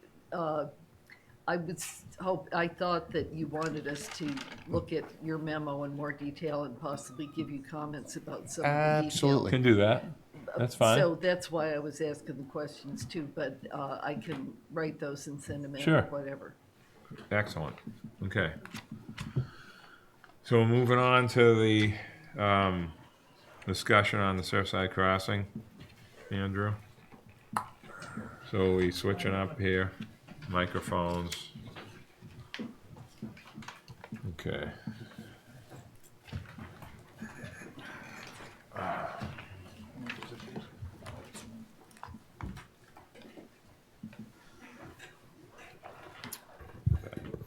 Okay, thank you, Mr. Chairman. So, we need to provide an updated review to the Zoning Board of Appeals. Hopefully, you've had a chance to look at the material. Eleanor has been providing you links with that all along, so feel free to look at that at any time. You don't have to wait until you get our packet from us. It's, Eleanor, is that correct? That's being updated as you get information, it is uploaded. So, again, you have the links to check in on that, and you should be doing that if you're interested. On page, hold on here. 86, 87. It's 80. Yeah, if you actually go to 88 in your packet. Okay. Can you? Oops, okay. So this summarizes some of the changes that were made. And if we could just quickly go through these. So the total number of what we're calling homes has changed. So it's gone from the 60 freestanding single families to 40, from 96 condos to 60. It still has the 25% 40B requirement, which is 25 units of the total 100. And then there's an additional proposal for some sort of other restrictions. And is Tucker out? And we have people here who can expand on that when we get to that point. The condo buildings have been reduced from 6 to 5, and the number of units in each has been reduced. overall, the open space has increased. I will say that we couldn't quite come up with the 2.8 acres. We came up with somewhat less than that. And that generally is made up in the buffers, which have been expanded. They were of different size, and they have been expanded in accordance with what the Planning Board and Planning Commission had recommended. So most of the open space is located within those areas, and it totaled out to about 2.6, but maybe we'll have some further discussion on that. The road width and the right-of-way width has been altered in accordance with the recommendation by this board. And overall, the parking spaces so with the reduction in units, an increase in parking spaces has been provided. And I think it's important to look at our local bylaw in terms of what sets the parking requirement. So for multifamily units, the parking requirement is 1 per bedroom. In the new proposal, there's 120 units, or 120 bedrooms, sorry. So there's 124 spaces immediately around that multifamily area. The minimum for normal single-family homes is not based on bedrooms. It's based on basically the structures that are there. And here and nationally, the typical requirement is 2 spaces per dwelling unit. So that would be for the 40 units, another 80 spaces. And the additional spaces that we counted were 18 in the recreational building, 21 on street. So, So what is the total number of spaces then? total is 163 For both condo and? for the entire project. Okay. Yeah. And the original proposal had 148. Wait a minute, I'm sorry about that. It's 148 plus 2 for each cottage, so it was 80 is 228? Was 148 plus 160, 308 in the original, and now it's 163 plus 80, Okay. 223. Right. Yep. Got it. Okay? Yep. 243. Little. All right, so going back to our letter, and I will tell you, there was a lot of calculations and other things that had to do this weekend around Thanksgiving, everything. So I want to go back to what our letter originally identified. So our July 20th letter, we basically discussed the fact that the intensity of the proposal was excessive, the infrastructure, parking, roadway, and open space was not properly sized for the project. And that was based on, again, a comparison of the number of units, the number of bedrooms, parking. All of that was outlined in the letter. In our recommendations, there was a series of things that we had requested, and I think it's important to review those. So the single-family component, we had recommended a reduction from 60 to no more than 36. So the new proposal does not get us to that. 40 is obviously closer to 36 than what was originally submitted. We also said that the lots had to meet a minimum of 5,000 square feet and 50 feet of frontage. Again, this is a single-family component. And that all the lots are 50,000. There's one lot that has 25 feet of frontage on a curved section of the road, and that's really, in this case, not really a big issue. We wanted an increase in consolidation of the open space parcels because if you remember, there were 4 of them in different locations. Some were only 10 feet wide. They were scattered and really not effective. So in general, and that included an increase of the buffer area to 25 feet along the entire property, which matched some other buffers provided by Sachems and would meet 15-foot setbacks on other properties, and a greater buffer along South Shore Road. So that essentially has been created. There is about a half-acre common area in the middle of the condo buildings, if you all have looked at the plans.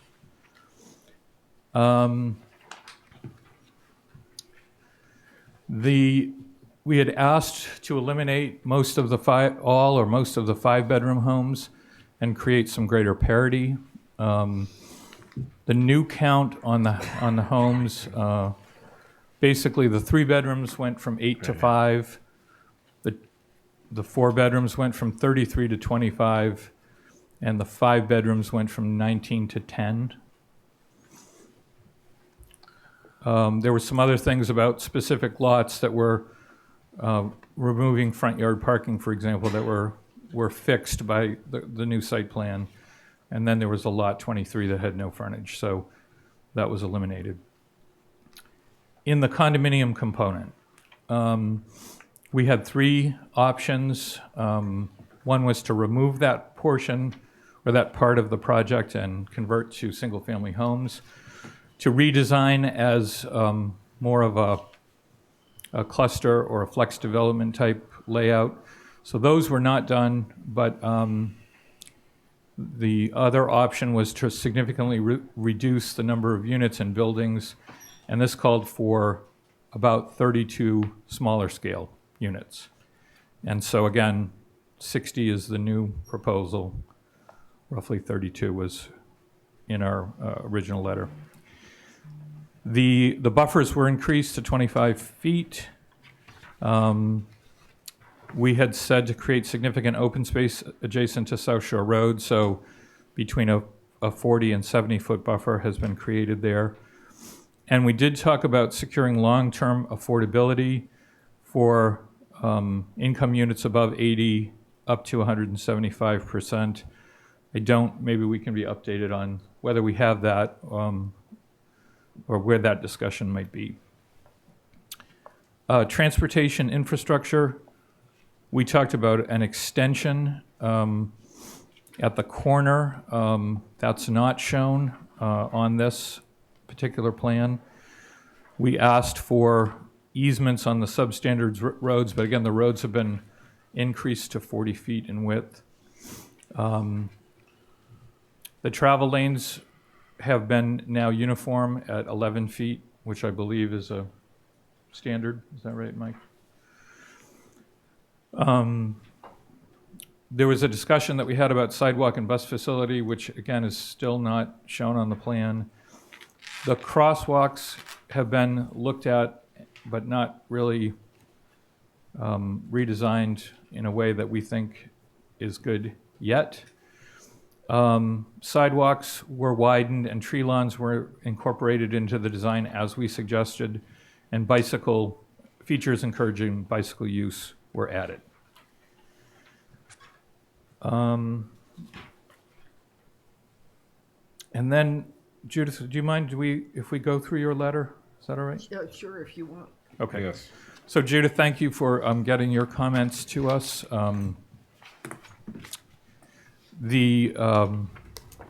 least, I'm going to skip down to number 2. So the density measured in bedrooms. So the original proposal had 389 bedrooms, and it's been reduced to 285.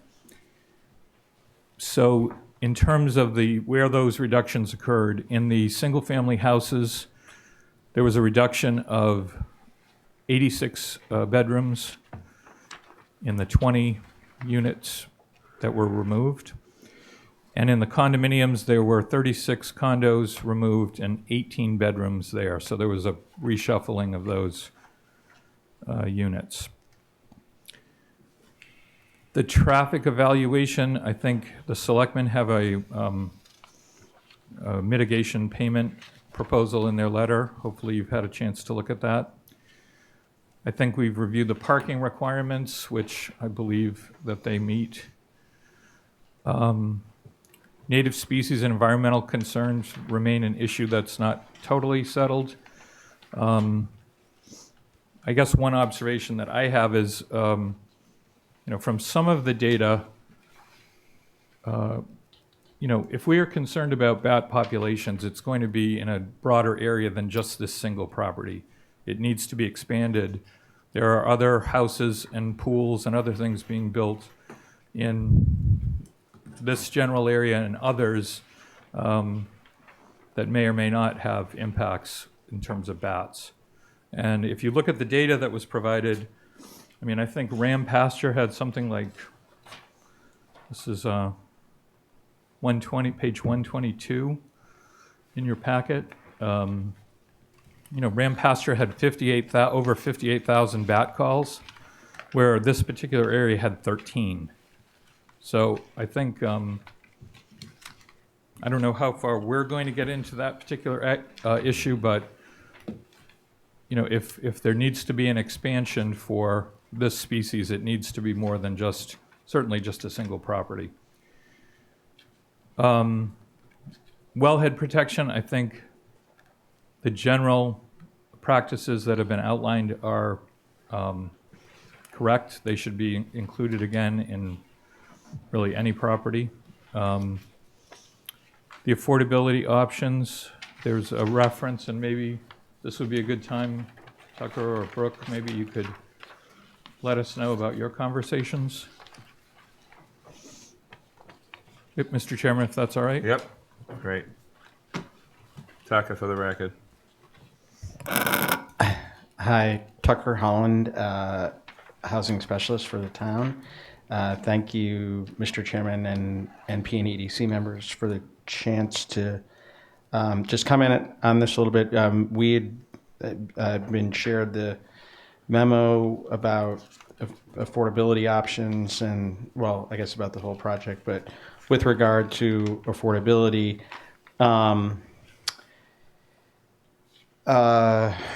there's a note about unnamed Nantucket affordable housing advocates. I'm an affordable housing advocate. I'm named. And Brooke Moore is another, along with Judy Barrett and Marchant, all folks who the developers had reached out to. I think having heard the remarks of this board as well as the Affordable Housing Trust Fund and the Select Board, that, is there an opportunity to do above and beyond what is the basic requirement of 40B to provide 25% of the units at 80% area median income affordability. And so I guess I can speak in my own case. I said, more than happy to speak with you and give you, my feedback and thoughts. You may like it, you may not like it. But, I'm here just as, for example, representatives of the Tipping Point Group have come to see me about this project, and I've given them, my thoughts and recommendations in similar regard. So, what I had said to the developers was, you are talking about, I think in particular, the condominium portion of this project as something that's designed to serve the year-round community. I think early on there had been an example of a first responder who made a little too much money to qualify for Sachem's Path, who couldn't get into that development and so forth. And so I think the question was basically put to them, so what are you doing, again, above and beyond the basic requirements of 40B to serve not only that metaphoric individual the first go round, but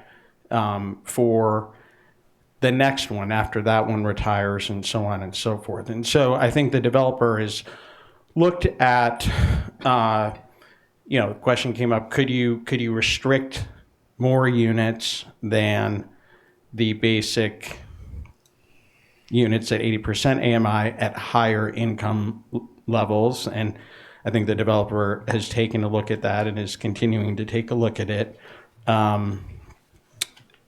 Alternatively, they have looked at if it's not practical to restrict the additional units at an AMI level, such as 200% or less, then is it possible to restrict all of the condominium units in a manner that is going to ensure that they go to year-round residents of the island? And so, that is a concept that I think they have delved into and are working with their legal team and others on, how might they practically implement that. And I think part of the notion is year-round islanders and perhaps a portion of that, alternatively, island nonprofit organizations, kind of as somewhat of a proxy for a year-round resident, and certainly, institutions which enrich the Nantucket experience. So, in summary, the developers have come, asked for our feedback, asked for ideas. Those are some of the things that we've talked about, and I'm happy to answer any further questions or clarify things if I can.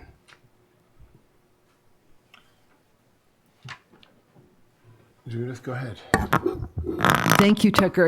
I think it's important for people to know kind of who's consulted, because when the proponents say we've talked to people who believe in affordable housing, it's hard for somebody who's just trying to evaluate this to know. So that wasn't intended to be any slight on anybody involved with that. It was just to say I think that's important to ensure the integrity of the review. So I hope you didn't take that as slamming you or anybody else.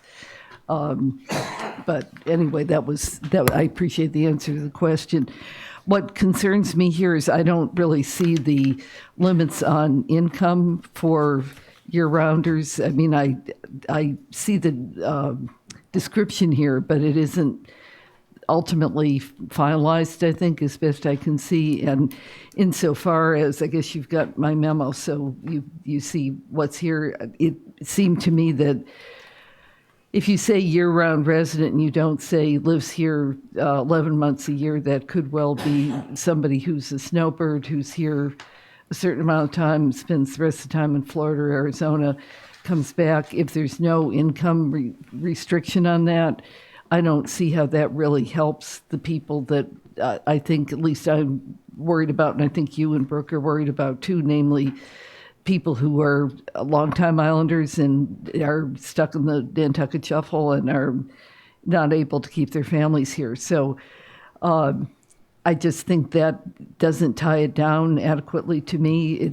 As I read it, it could well be somebody who's an investor. I don't think this is all that is going to be in the legal documents, but it doesn't seem to me to nail it down as much. I also think for the nonprofit organizations, there's different nonprofit organizations. There's some that have lots of money and there's some that have less. I know we like to generalize a bit and say many nonprofits don't have money, but I think, again, if we're trying to really deal with the affordability issue, I would think that you'd want some kind of financial capacity, that are unable to provide housing by some other means or whatever. Otherwise, you run the risk that those with more get more, and those who are struggling aren't necessarily going to do any better with that. And I also wonder, too, I can imagine there's an argument that if you open up some of these units for people who would otherwise have to come up with their own units, maybe the space that they otherwise aren't using, if it's already built, might go to somebody else. But I don't know that that necessarily follows. We've had, coming into planning board meetings on various occasions, people saying that they want to have employee housing for nonprofits, but they don't want to have that put in their deed restrictions. So I don't know what they would do faced with an opportunity like this. And I think if this is to be some kind of a meaningful nailing down of opportunities. It's got some wide weave here that is not sufficiently controlling or really. I think there's holes here that this could appear to be something helpful, but if it's not really adequately binding to get to the question about affordability that we're really worried about, I appreciate you're working on it, but it isn't convincing to me that it's really binding in a way that could provide the assurance I think everybody would probably like. So do you think that the bullet pointed statement from the developers of what they intended to do, or are working on with their legal team and et cetera, is intended in its present state to be a legally binding document? I don't know what they intend in terms of the binding character of the document they come up with, but I think that the provisions set out have a lot of holes in them. So they may say this is binding, but I don't know that what you really would get in terms of the way these definitions play out will really benefit people who are in need, because for the first portion, the 30 units for year-round residents, that doesn't tell me enough about who those folks really would be, because I think it really could be folks who come and go and have the money to treat that and possibly use that again as a way to build their portfolio of wealth or whatever, and not necessarily get it down to the ground to the people who need it. So you made a statement a moment ago that the way that it's presently written, there may be investors buying these condominium units. Could you explain that, please? Oh, sure. I don't mean investors like banks. I just think if you've got somebody who may be, as I read it, and again, this is a summary, it's not the actual document as far as I understand it, it doesn't say to me if you're going to spend part of the time someplace else and part of the time in Nantucket. You say primary residence, but say, what does that mean? So if you're here 7 months a year, is that your primary residence? So I just think and it's not tied to your income reality either, at least that, as I understand it, is what I've read here. It doesn't nail it down to somebody's income, and I'm sure that's purposeful. It could be purposeful for flexibility. It could be purposeful so that it's easier not to really deliver at the end of the day. I'm not casting aspersions on anybody. I just think it doesn't have the nuance and specifics that convince me that it really will work to accomplish the goals you're after. Well, so I would just say this bullet pointed statement of what they're trying to do is hardly something that I would expect to have legal nuance included in. Ultimately, this needs to get turned into a binding legal document with teeth. So I think that's kind of a given. So I think what they've attempted to do here is recognizing they're not obligated under the 40B regulations to do anything other than provide 25% of the units at 80% area median income. Understanding that, we have said to them, hey, you guys have made certain representations about what this thing is all about. So if you want to have the community maybe accept that you really are trying to do these things that you are representing in your earlier statements, here are some actions that you might consider taking. We're not telling you, like, prescribing what they should be, but here are a number of different things you might consider. Like, you might consider income restricting a portion of those condo units above and beyond the 80% level, which is something I think they are looking at, and making a determination about, can they restrict them at a meaningful level. In addition, can you have them serve the year-rounders? So obviously there are a whole number, you can't, and I'm not saying what they have put down is, perfection perhaps, but I think as you dive into it, trying to legislate every particular situation gets tricky. So with some of the concerns that you're bringing up, if you legislate them out, then you could be, in the process, be legislating out people actually who fit what I think you are saying are the types of people we're trying to help.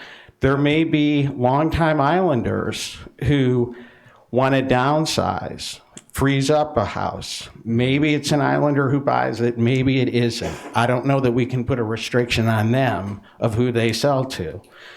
But they could be longtime contributors to this community and could continue to be that, on a 12-month-a-year basis for a number of years after they moved into one of these units, and at some point say, it's better for my spouse's health to be spending 5 months a year down in North Carolina and 7 months a year up here.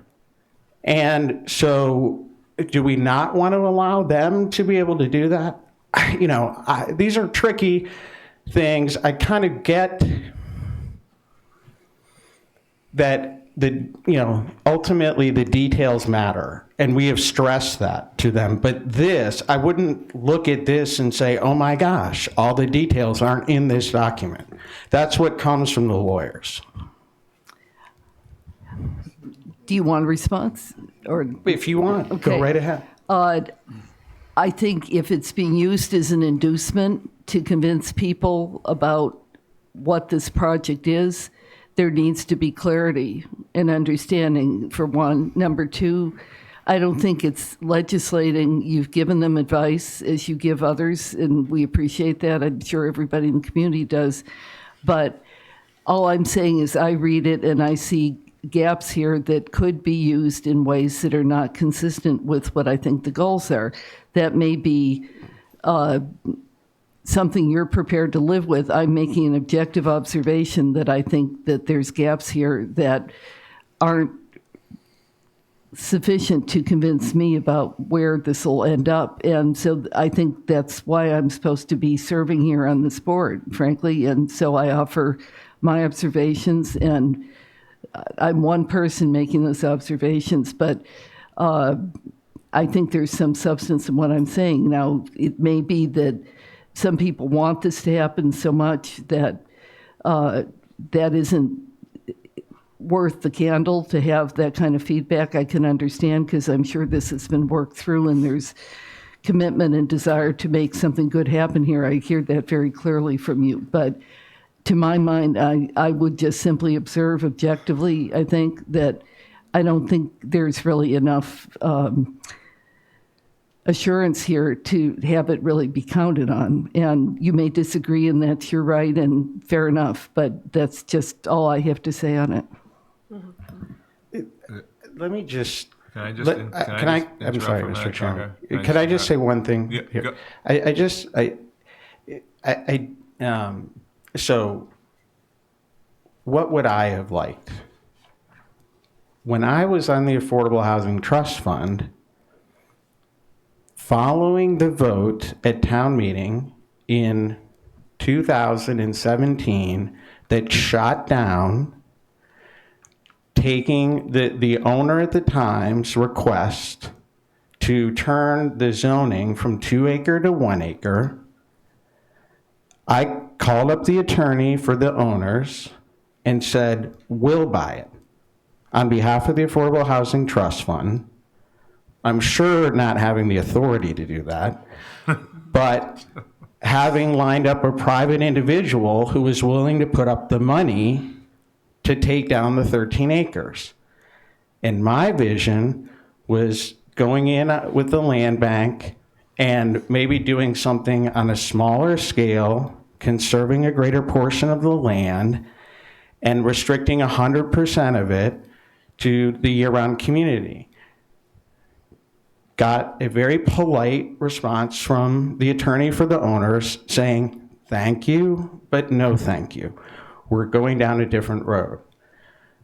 So, Marianne Stanton, in her column in recent weeks, is correct when she says, we are in this, we have no one to blame for being in this situation other than ourselves. Look in the mirror. So we have a situation that a lot of people would rather not have. I would rather not have. However, it is a reality, and we have to deal with it. And again, I'm not endorsing, when it comes to what's the right number of units that should go on this property, I had said to the developer, you're going to get 200 opinions. I'm not sure mine matters any more than any of the other 199. But, what I can fight for is that to the greatest degree possible, this development serve the year-round community. So that's been the goal. That's what the developer has been receptive to exploring. And again, I completely agree that it comes down to what's ultimately, in the documents that town council, any other legal expert the town wants to hire, review and ensure that the representations have teeth and meaning. So, that's what I'm working on. Brooke, do you have something before we possibly move to the next? I just want to say that part?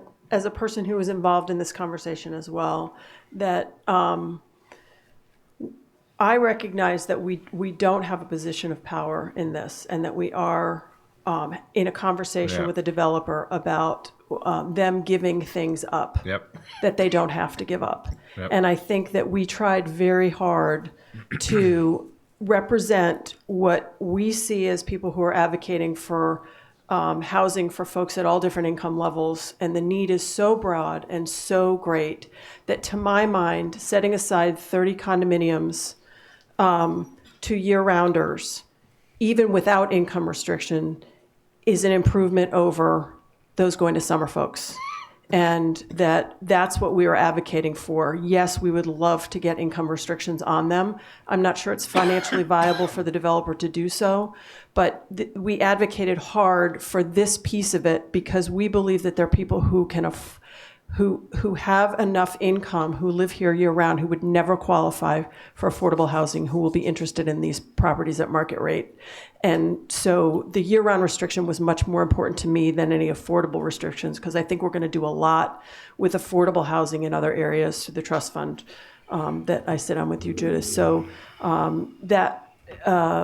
that's just the perspective. It was a really, really great conversation, and I just wanted, I want to articulate the dynamic and the tenor of that conversation with these developers was that they really did set out for these condominiums to be for year-rounders, and they are doing their level best to set up criteria and regulations that will make that the case. And I having been in the room with them for many hours in these conversations, yes, the devil's in the details going down the road, but I believe that their intention is laid out pretty well here. So that's all I wanted to say. Yes. I want to thank both of you for taking the time and having the interest to be involved and trying to do the best you can for affordable housing. I just have two comments. The first is the tenor of a discussion in which the developer is being portrayed as giving us things.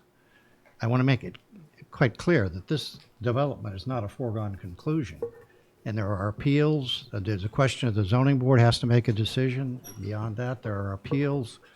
It isn't a foregone conclusion that this will be built. So I don't think we should be looking and responding to things on the basis that they're doing us a favor. The second thing I would simply say is, I think our task tonight is simply to respond to or to advise or further supplement our advice to the zoning board on what's been proposed. And therefore, good intentions or vague proposals are not things that we can count on. We can only respond to things that are actually proposed. And so I think Judith's comments are very appropriate and should be included in some way in our comments, because that is the comment, that although it is desirable and helpful, it doesn't do these things. And so we have to respond that it's not adequate if those issues aren't responded to and the definitions aren't included prior to the time that somebody, the zoning board, has to make a decision. Because you don't go into this and make a decision to approve it and then go to the attorneys and say, work out the language, when there's a lot of question about what the intent is. Having been a lawyer in private practice, that's not the way you want to go into a negotiation. Mr. Chairman, I'd like to Andrew. just walk us through a potential outline for the letter, if we could. Again, the starting point of our letter dated July 20th to the ZBA, remember the ZBA is going to make the decision, and I want to keep our advice related to what we do and not be covering what everybody else is doing. If we agree with that, we can cite that in the letter. But I'd like to know from the full board, is there an overall finding, overall reaction to this plan that any of you want to talk about?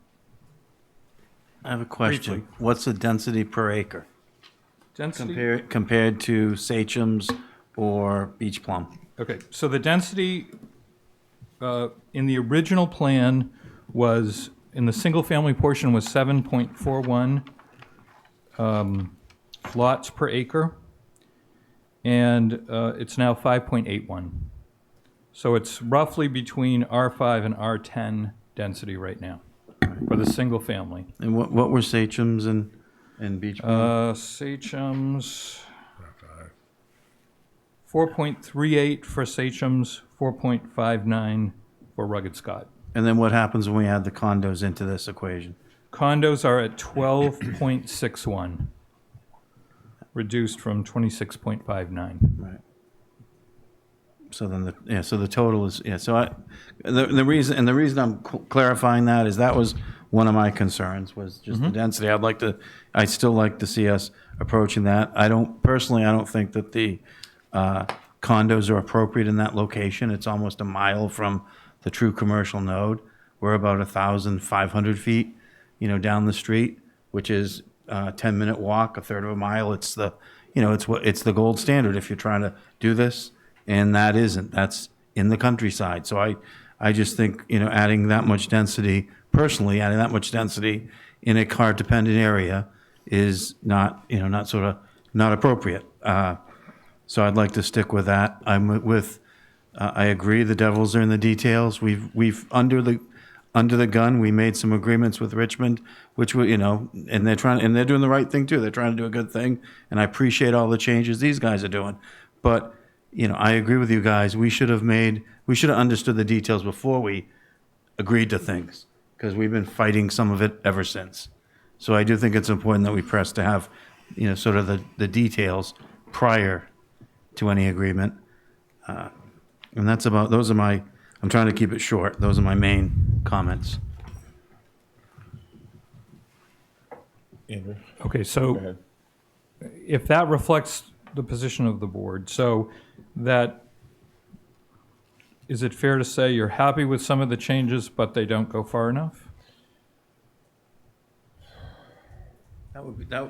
That would be me, but I'm speaking for me. I know, I I'm trying to think get that- a majority they- of people to speak here. so Well, we can- I know, I'm trying There's so much. It's so complicated to even get into every little detail. I mean, Judith is very good at that. It's hard for me. I want to go back to what Tucker and Brooke were talking about. How I kind of see it. We do this with planning. We get things. We get restrictions on things. You know, we give up second dwellings and certain things. We get stuff. Well, getting stuff with this is different than getting it for the conventional subdivision. I mean, it's not even comparable.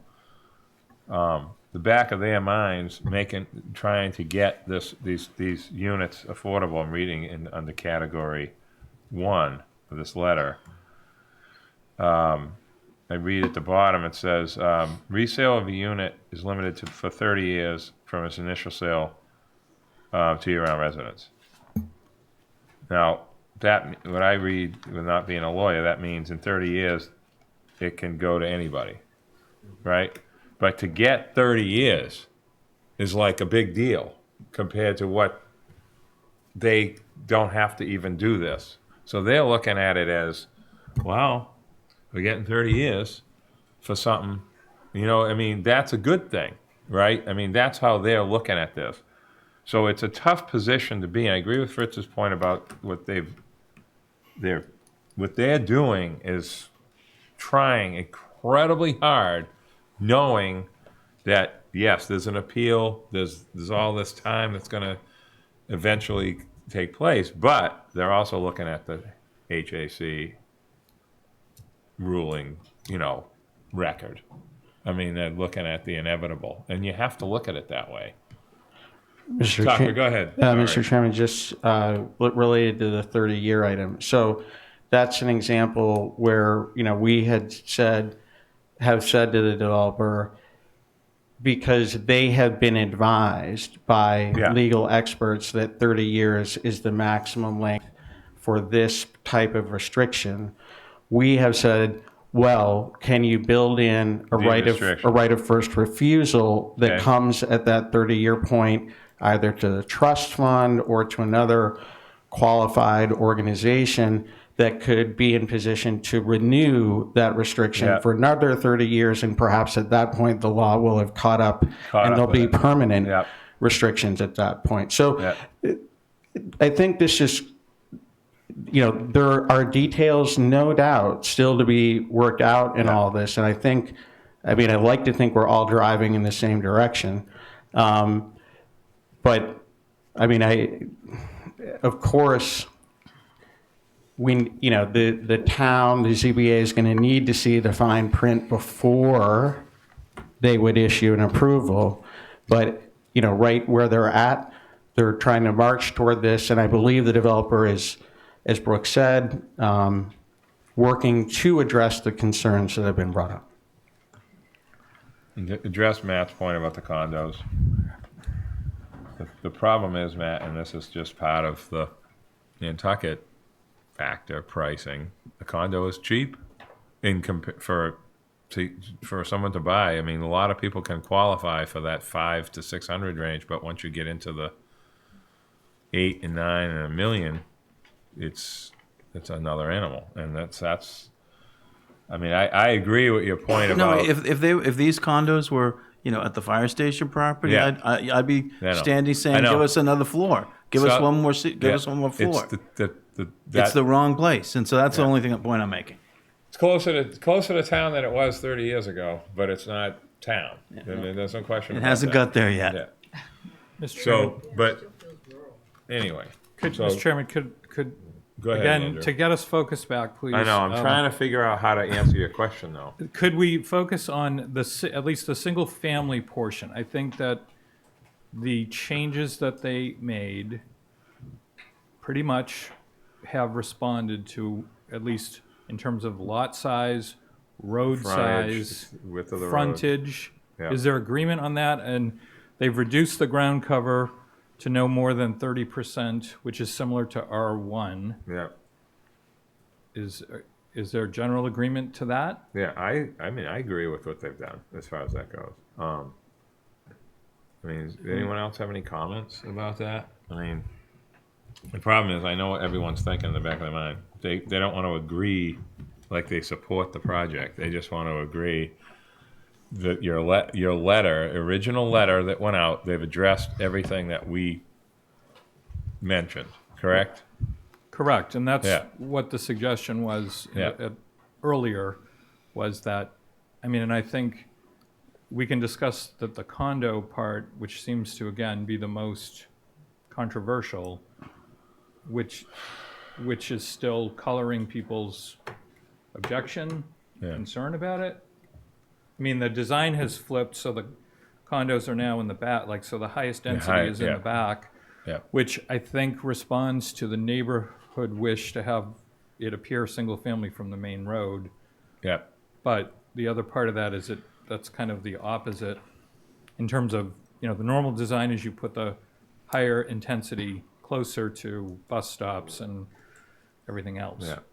But, so again, trying to get, I mean, there's still things that are not, that need work on this, but it does seem in terms of what we wrote in our first letter, that at least the single-family portion, that basic has been addressed. Is there agreement on that? Yes. Make progress in the right direction. Okay. So when it comes to the condominium part, so we've heard from Matt, is that generally what people think? That Now, what's the alternative to the condominiums? How many well, units that are it's there? there's 60 or 40? Either the form that particular design is not, it's not the right spot for here, that it's too dense, that, I mean, what are the thoughts? You've gotten to see the plan and the arrangement. You've seen kind of what they look like. Is it the basic objection based on the density, that type of building? I can answer, but I'll let someone else answer. John, go ahead. Okay.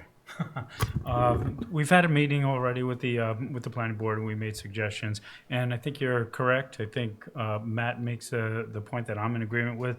I'm really not loving the condominium aspect of it from a building standpoint, not from a technical term with the land court. However, even the suggestions that I believe I had made to reduce the 96 units down to 30 single family, keeping the other 66 single families from the original plan, still netted 96 single family units that was more cohesive with the development. So I like that there's a lot more improvement here. I do like that they flip-flopped it and put the condominium units, so to speak, in the back, so you don't see them from the road. So to answer your question, yeah, drastically, a lot of improvements were made. However, I'm still not there, and I think there could be a couple more. But the condominium, I don't want to say, yeah, I love this, because people will think I'm supporting the plan based, you know, as it is, and I'm still hung on the condominiums. Okay. I was just going to suggest that there's probably disagreement within the board. So I think out of respect, Matt, for what you said particularly, I think we should have some show of hands. I mean, if some of us are fine with the condos, fine. And if some of us aren't, you can't write it both ways. No, that would be helpful. The condos are an economic issue. I mean, that's just the problem. They can't build 60 little houses and for the same cost. I mean, this is where the same as 6 FG, even though that's been a better spot for it. I agree with Matt on that. I'm just saying that's what we're dealt with this. So, Mr. Chairman, I do think that what Judith has suggested would get us to what the majority of the group thinks. So, and we have to respond to the project that we have in front of us. It's not right. No, that's the other part redesigning it the way everyone else wants. So, does it have to be an all or nothing? Can we say in general that the board is supportive of the changes that were made? However, the board is split or still indecisive about the condominiums? Yes, as the intro, but again, I think the ZBA is looking for some specific suggestions from the board. If there are those, they would appreciate those. So, Wendy, Nat, you're gonna Go ahead, Wendy, sorry. That's Yep. okay, I probably lost this somewhere in here, but I'm just wondering what the requirements are for them to fund something like, you know, a year-round shuttle to that corner or something. You know, is that something that we can, that is in here somewhere? That I just didn't see, or is that an appropriate suggestion for us? Because I agree in that location, but on the other hand, I see we need tons of condos for people to live in, and if they do it nicely, then great, except they're gonna have 80,000 cars, not 82. Right. You know, and we all see how that's gonna go, likely. But if there's a shuttle, people wanna take it. If there's a bike path, people wanna do it, you know, so, how can we have them help us bridge that gap? Okay. Knowing that the people aren't gonna fund these improvements as we see. All right, could I ask then, is there a vote, like, who doesn't like the condos, no matter what could be added, like, as a basic land use? Doesn't like And, the and I don't In like this it- location. And I don't like it also, it's 10, it's, when you do the math, it's 10 units an acre. It's more than double. Right. Beach Plum, when you add all of them Yeah. up, it's more than double Beach Plum and Sachems. So, you know, so even if we had half the density with condos, you know, and it was like 5 an acre, 6 an acre, I might go for it. You know, with half of that would be open space, but I can't really go for it at this, you know, at that level. So I'm on the do not like. 1, 2, 3, 4, 5. 2, 3, 4. 1, 6, 7. Okay, so. Okay, so the comment continues to be what we said, is that we want more reduction, elimination of the condo. But it might be Wendy's point about to have it as an additional comment. Some of us who said no, it's not a good idea, but it would address some of the underlying concerns if there were ready shuttle access so that it is connected closely with the downtown. That's basically what you said. So, I mean, maybe for each of these, we should Okay. say whether we'd agree to that. Is that what you were thinking? It's one of the things our commercial, you know, little convenience store, like, you know, was in the master plan, that kind of stuff. I just don't see. Okay, so of the 7 of you that voted no, would you change your mind if there was better transportation, better public transportation? Any of the 7? Me. Just 1. Okay, and on Matt's point, would you change your mind at a reduced density for the condominiums? I think that's contradictory to what Matt was saying, But I because might- you don't I might- believe that it's for this particular area. It isn't, but So, I might if I might whether if I 5 or 4. But if you had, but the reason I'm saying is if you had to bargain away something, you know, if I could bargain 4 acres of open space, you know, over there, and 6 acres had a couple condos on it, I might hold my nose and do it. That's my point. Even though you know, because it's the condos, it's the number of vehicles, it's the number of trips.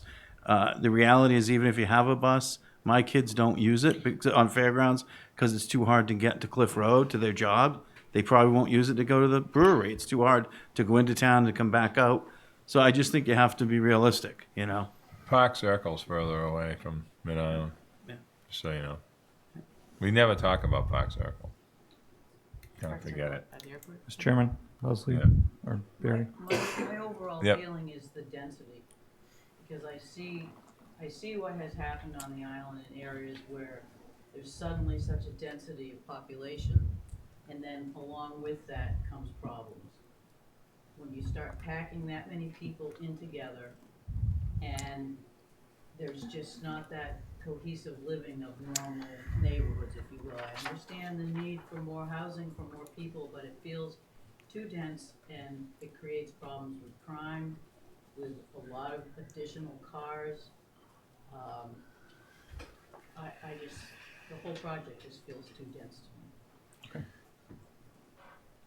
But the condominiums is what really adds the density, so I'm definitely not in favor of condominiums. Density in town would be great.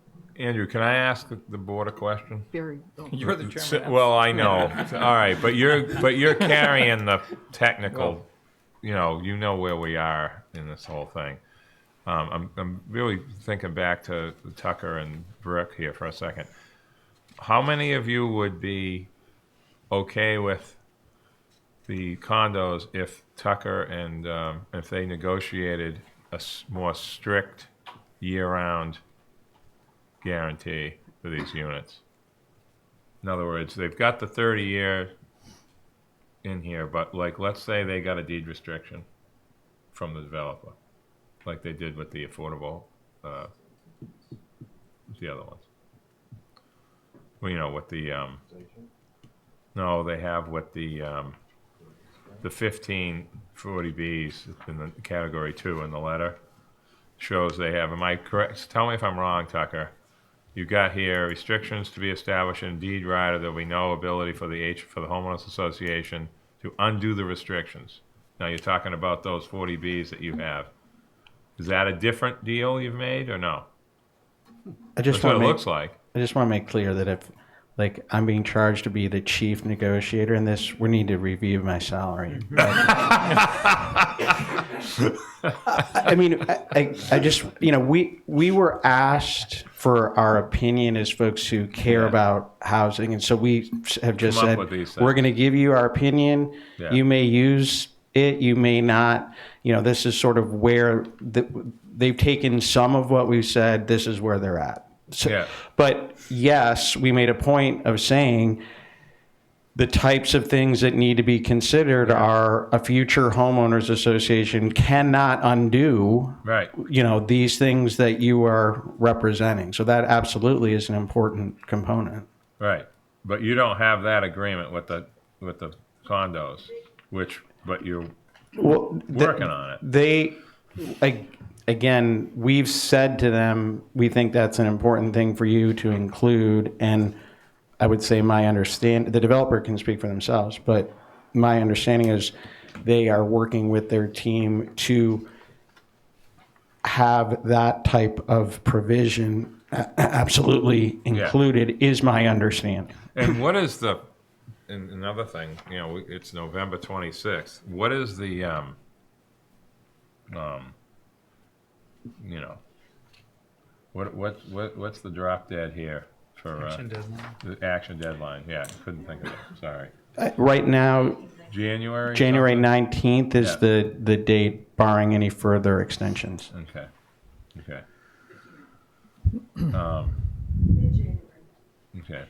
So that's not far away, and Mr. Chairman, so. Go ahead.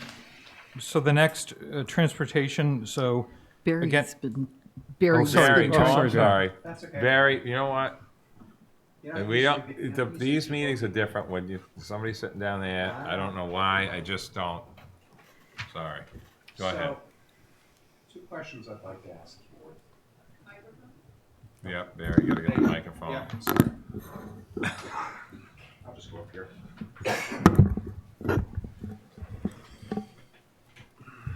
So two questions I want to throw out to you because the condominiums are really kind of a sticking point. Question one, if you were to reduce the prices on the condominium, would you be satisfied with the current density associated with it? Mr. Does he Chairman? know? Yes, go ahead, Fred. I really object to not what Barry's doing, but this polling of people on the board for their votes on things. I don't think we should be voting on anything. We're to make a recommendation to the zoning board as to what our collective thoughts are about this.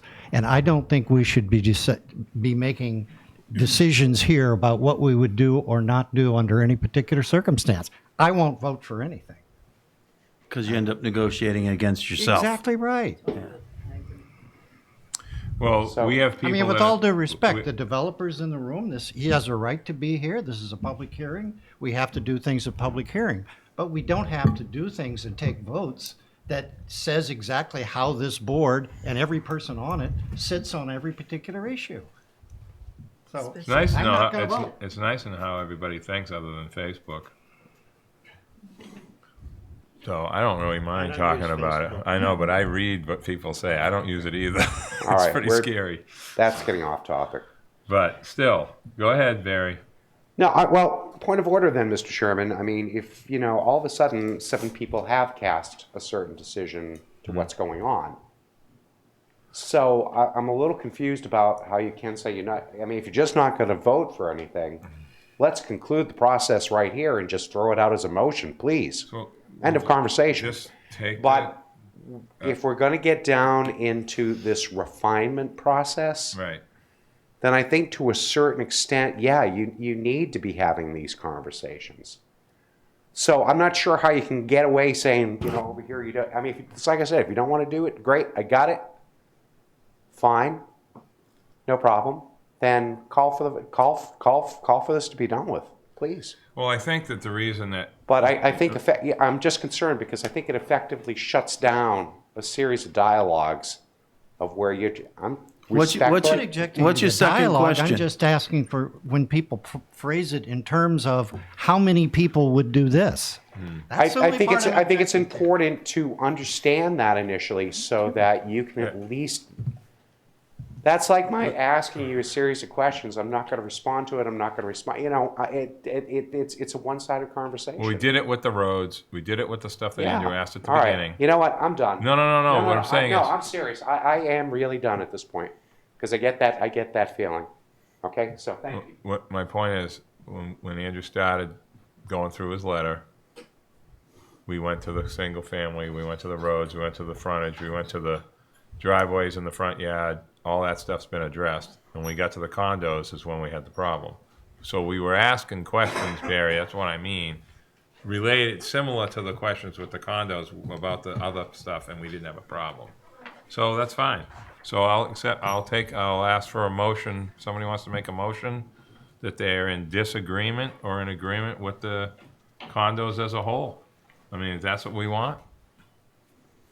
Somebody make a motion to either accept them or not. I mean, I don't know what is wrong with having the conversation about them, personally.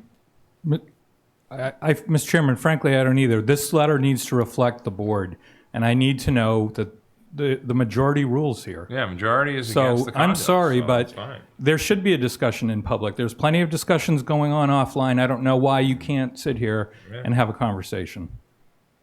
Yeah. So, could we move on to the next, or Yeah, transportation? Does anyone have any particular input on the transportation-related improvements or changes that have been made to the plan? I believe that they have done most everything that the board had requested, except for the sidewalk and bus facility and crosswalk issues. Go ahead. What crosswalk issues where? Just Crosswalk issues on South Shore Road. right. They're not really correctly. I mean, they send you in an opposite direction of where you want to go. That just doesn't work out. There's a 10-foot easement shown without an actual sidewalk being constructed on the west side of South Shore Road, which again, that's where everybody's going to be walking. They're going to be walking up to the bike path. I remember we talked about this. If this moves forward. Okay. So. John, go ahead. Sorry, I interrupted you. My only comment was, in the previous plans, we had potential future access to a fire road in the back. Does this plan account for that? It doesn't, and it should. Okay. I would leave that in the follow-up letter.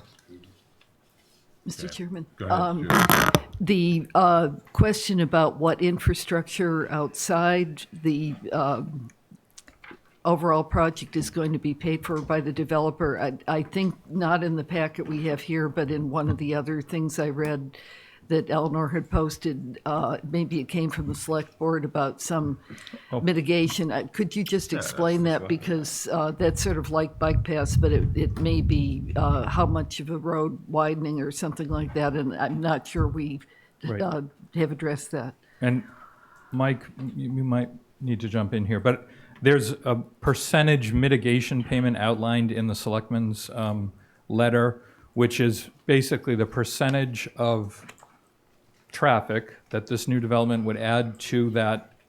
The two particular locations are called out, is that right?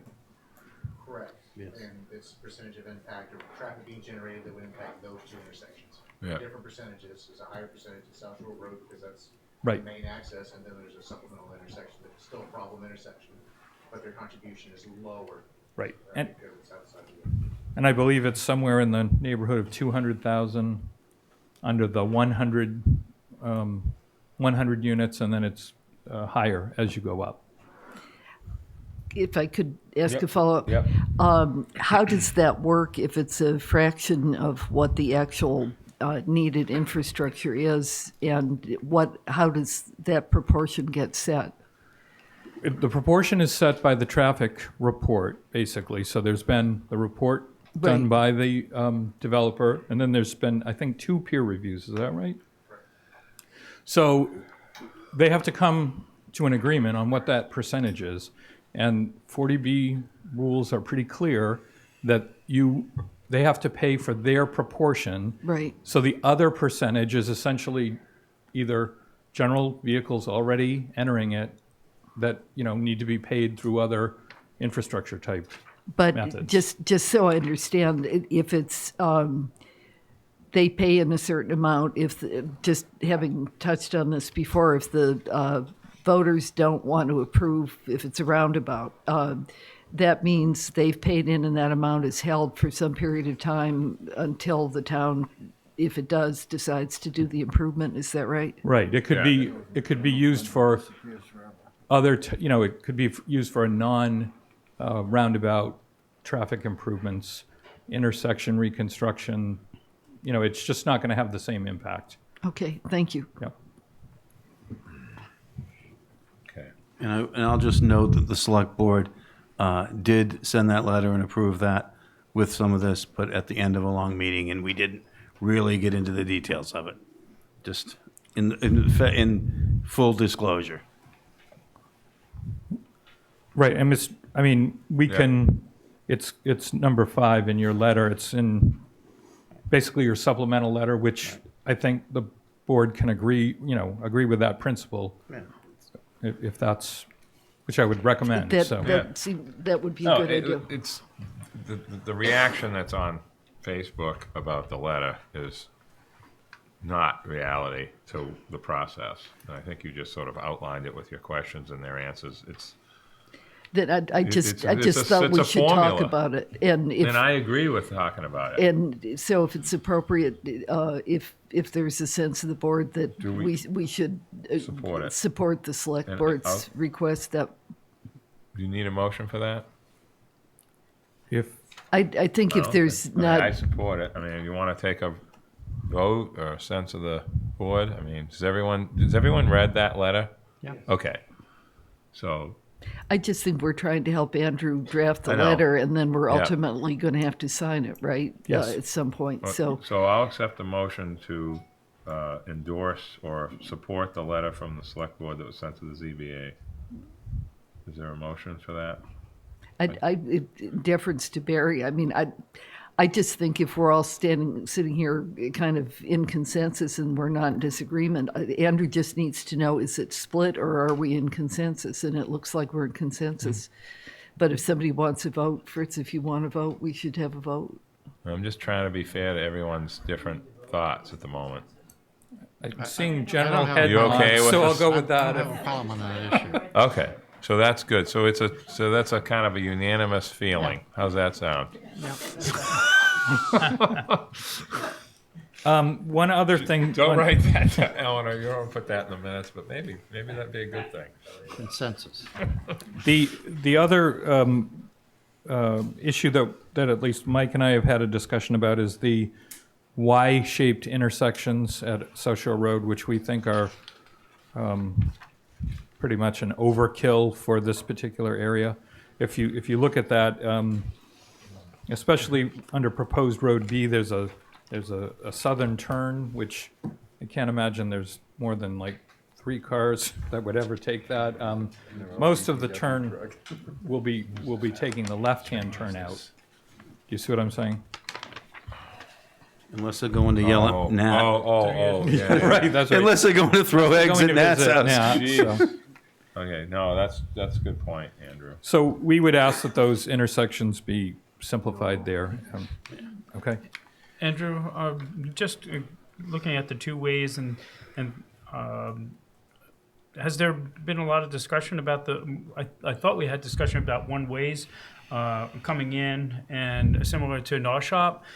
And, Yes. and carrying around, it looks like there's, the new plan calls for two ways on either side where the condominiums are. They have 2 ways in front of the parking in the middle, and 1 way down the proposed drive in the beginning. I don't know, just a thought, that this is only for discussion, and maybe have 1 way going all the way around and the 2 middle intersecting roads be 1 way, so you have a 1 way in and an exit coming out. I don't know if that's So right now, Road A is a one-way in, right. Well, I think. and I then saw you, 2. yeah, Road, Yeah, they had the arrows. Road, Yeah, and the middle road was a 2-way. yep, And Road then this C, is one way out. Road C is a 2-way. Yeah, 1 way. The, Okay. yep. Is that, does that meet with what you're thinking from planning, or would you prefer to have a 1 way going around? I'm of the mind that the 2-way is better, but I don't know, Mike. Well, that was part of the widening request. Because of the number of spaces that are served by that, Mm-hmm.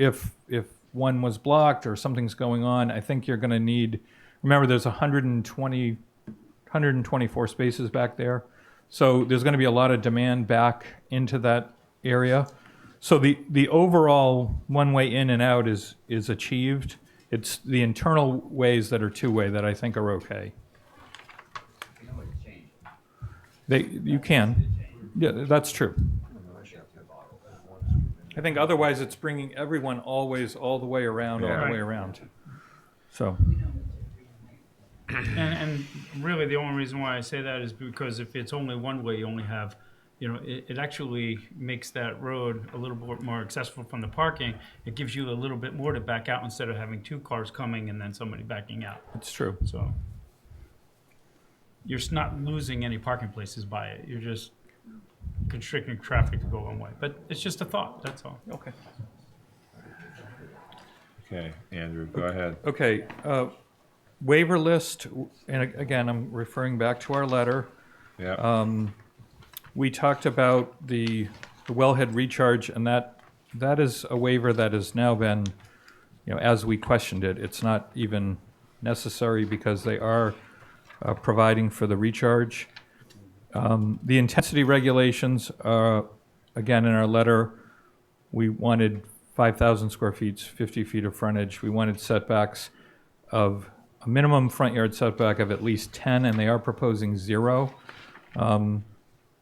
I think we should stick with the 10. The way the houses are drawn on the plan, I think pretty much conforms to R5. to 10 feet, a 10-foot front yard. At least that provides for some landscaping between the front of the house. What we don't want is, so it shouldn't be more than 15 is what the suggestion was, so you're not getting front yard, so cars parked between the face of the building and the road, Yeah. which is what we absolutely do not want. And there's space to do that. It's not like they can't do it because they're providing a 5,000 square foot lot. Right, and what's been shown on the site plan pretty much conforms with that. So, Okay. so again, I would recommend that we keep that. The parking screening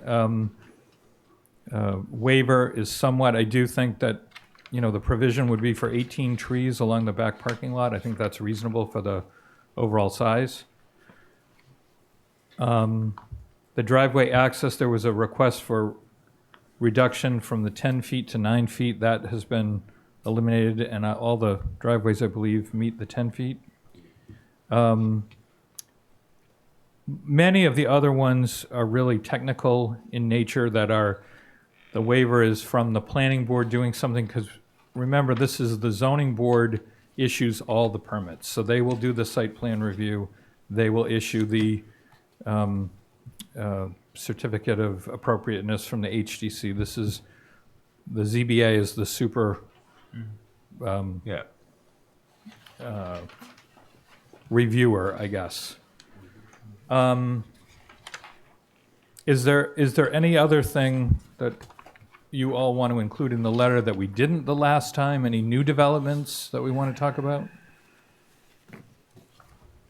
Just the much Drainage. debated question about Oh.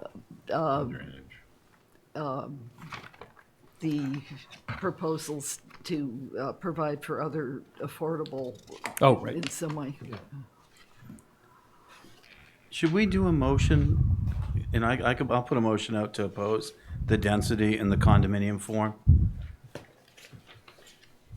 I think he's going to have us sign the letter, right? Well, I have no problem too much with the condos, but I could see it being reduced. Right. I think it's to appease a few other people that might not be a bad idea. So that's a second? I'll second it. Beautiful. Yeah, what was could we repeat that? My motion is that we oppose the density, the total density and the condominium form is my motion. Just to give you clarity. Not 'Cause the actual condos, but the density. Both. No, he's I'm saying the saying condo, form itself, the group housing at that size with ringed by parking out in the middle of the country, I oppose that. And I oppose the density, the 10 units per acre that's going in that development. But you're not saying- And I might do something different depending what is brought to us, but what we have in front of us now, Being the one that I seconded, you're not necessarily opposing condos, you're opposing us being presented. yes. That's a different question. Right. I would agree with that. give it- I wouldn't go to no condos. So I would, so So what's the? the motion is in its current form of It's- density. And I oppose the density and I oppose the condominiums in that location. So is there a second to that motion? Second. All those in favor? Aye. Alright. Oh, Andy, I'm wicked sorry. Sorry about He that, says Andy. second, I say yes.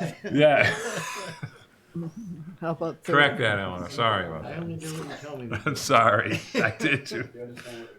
Yeah. And What was are the you going vote to down ask on for that? the There was a nays? unanimous vote. Well, Right. not everybody raised their hand, so I Oh, think, okay. you better Was say. there an opposition and an abstention? Okay, all those in favor of Matt's motion, say aye. Aye. Those opposed?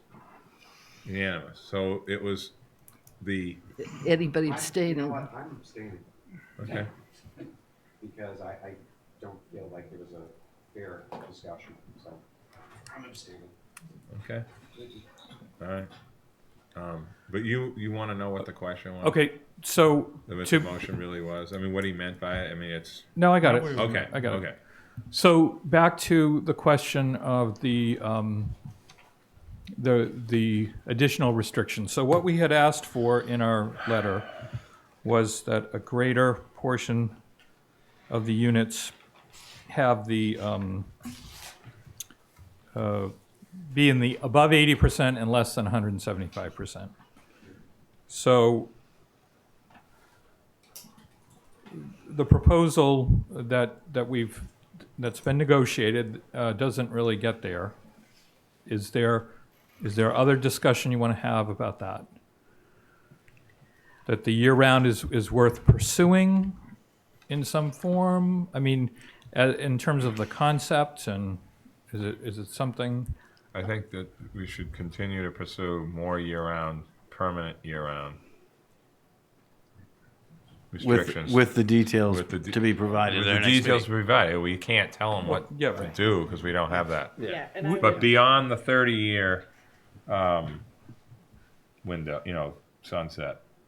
I want to just add that I really, agree with Brooke that the year-round was really important and that the affordability, like I have a lot of our employees that didn't need those other affordability things that. Like too much. It's like Yeah, you're so on both sides I of it. definitely heard, Yeah. Judith's point, but I do think that the year-round is really important and for some of the math to work, I think that that's an okay thing. Yeah.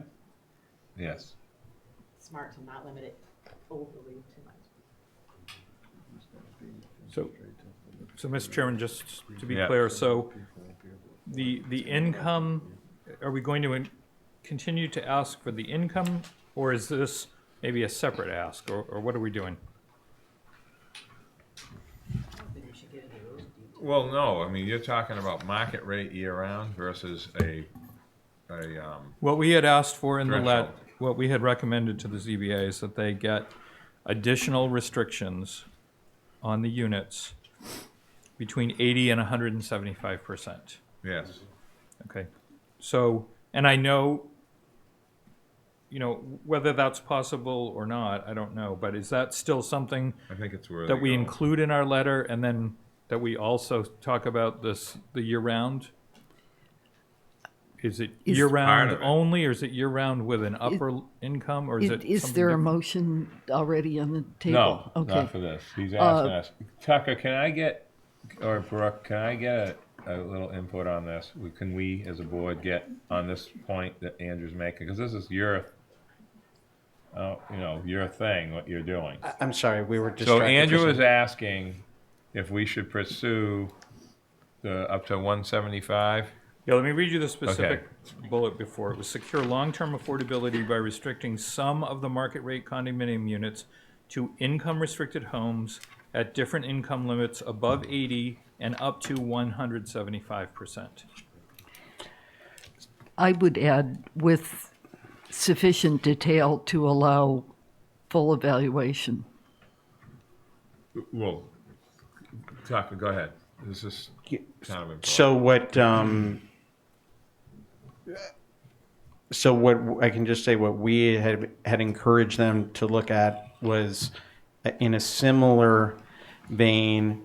I mean, I do agree with the point that Ms. Hudson just made, that we have not been advocating to restrict all Right. of the condominiums, much like the select board did not want to restrict all of the units at Six Fairgrounds. Right.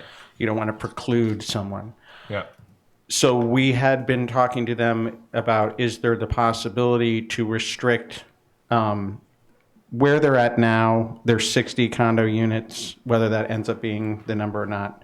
But if you use that, 15 need to be restricted at 80. We had talked to them about taking another slug of 15 and restricting them at between 150 and 200. I think they're still evaluating whether that is possible, and if it is possible, it's probably at at the higher end of that range, but that has not been determined yet. Okay, so can we leave that open-ended enough but specific enough to cover what Tucker said in this recommendation? I would change your percentage. I would increase your percentage because at first blush, it's not really financially viable for them to restrict it at below 175 or 200. Okay. So, I mean, I think we're practically speaking, you're talking at 175 up to 200. And above that, it's kind of pointless. It's virtually market rate anyway at those price points. Yeah. So, I mean, I think it certainly bears asking. I don't know whether it's financially viable for them. It warrants further evaluation. So you want to take another chunk, and make them 175 to 200. Is that fair? I mean, I think that is something that we suggested. I don't know whether it's viable for them or not. So the question is to us: do we want them to pursue this beyond the one they've already pursuing? That's the question, right, Andrew? Yeah, do we modify this? I think it's worth it. I mean, they're doing the work now. This is like just adding. They're not really even adding anything. This is just continuing a discussion, changing it slightly. Okay. So I think it's worth doing personally. What is the Motion? pleasure of everyone else? Move that we express appreciation for those who've been exploring these possibilities, and that we request there be further work on determining the viability of income-based restrictions at the level of 175 to 200% of annual mean income, and that we further request that before we take a formal position on this, that we see enough detail to do a true evaluation. Okay. Is that? That works. That's good. Second. All those in favor? Aye. Those opposed? Okay, Abstained. thank you. Oh, Barry voted for it. He seconded it. Okay. Barry's back now. Barry was here before. He's, Mr. Chairman, Yes, so go ahead. when in the supplemental Board of Selectmen meeting, there's a discussion about, I'm assuming that with the neighborhood pool, there isn't going to be individual pools at the house, at the single-family right. houses? Yeah. Is that something that the board wants to weigh in on? yes. Well, those are the 5,000 square foot lot homes, correct? Right, The market rate, whatever, houses, right? right. So is Are they there? limited to one dwelling? They're limited to one dwelling, yes. I would move, just to put a motion on the table, it's the wellhead recharge area. I think, I move that we Being ask that designed there, to not have them, so. Right, Judith? I'm sorry. I mean, they're designing it to not have them, so I think. Well, but I think it'd be well to specify Yeah. that. So move that we request the ZBA to assure that swimming pools are not to be permitted in, on the single-family parcels. Is there a second? Second. All those in favor? Aye. Aye. So it's unanimous. I'm against it. Oh, I want to hear. I'm sorry. Those opposed? Bert is opposed. Eleanor. To restrict the single-family dwellings to no pools. And any abstentions? Okay? What else do we got, Andrew? Because the door's just locked and Okay, people are probably getting mad at me by now. So or have we're- been for a while. we're going to produce a draft and send it to you. Eleanor, the meeting in December is when? December 5th. The deadline for my posting the packet is, I need to receive things by 4 PM, Monday, December 3rd. Okay. So we're going to draft the letter and get it out to you. We want you to send your comments directly back to us. Do not reply all. Do not create an open meeting law violation, please. And you should not be discussing this amongst yourself, even if it's not a quorum. Your comments should come directly back to staff. We will recirculate a letter with your comments color-coded or somehow included. So be on the lookout for that, please, and we need your turnover on it. If you have no comment, we'd like you to just say. Just say no No comment. comment. Yeah, so Because we you're don't not want to be waiting. waiting for you and then. Right. Yep, we got it. Is there any other thing board members want to include in the letter? I would Okay. just say thank you for your patience to Andrew and to all of you for listening to me talk too much. I'm sorry. No, Judith, I talk too much. Well, I give you, all right, move we adjourn. We move to adjourn? Yes, the motion is, second? All those in favor? Aye. Thank you.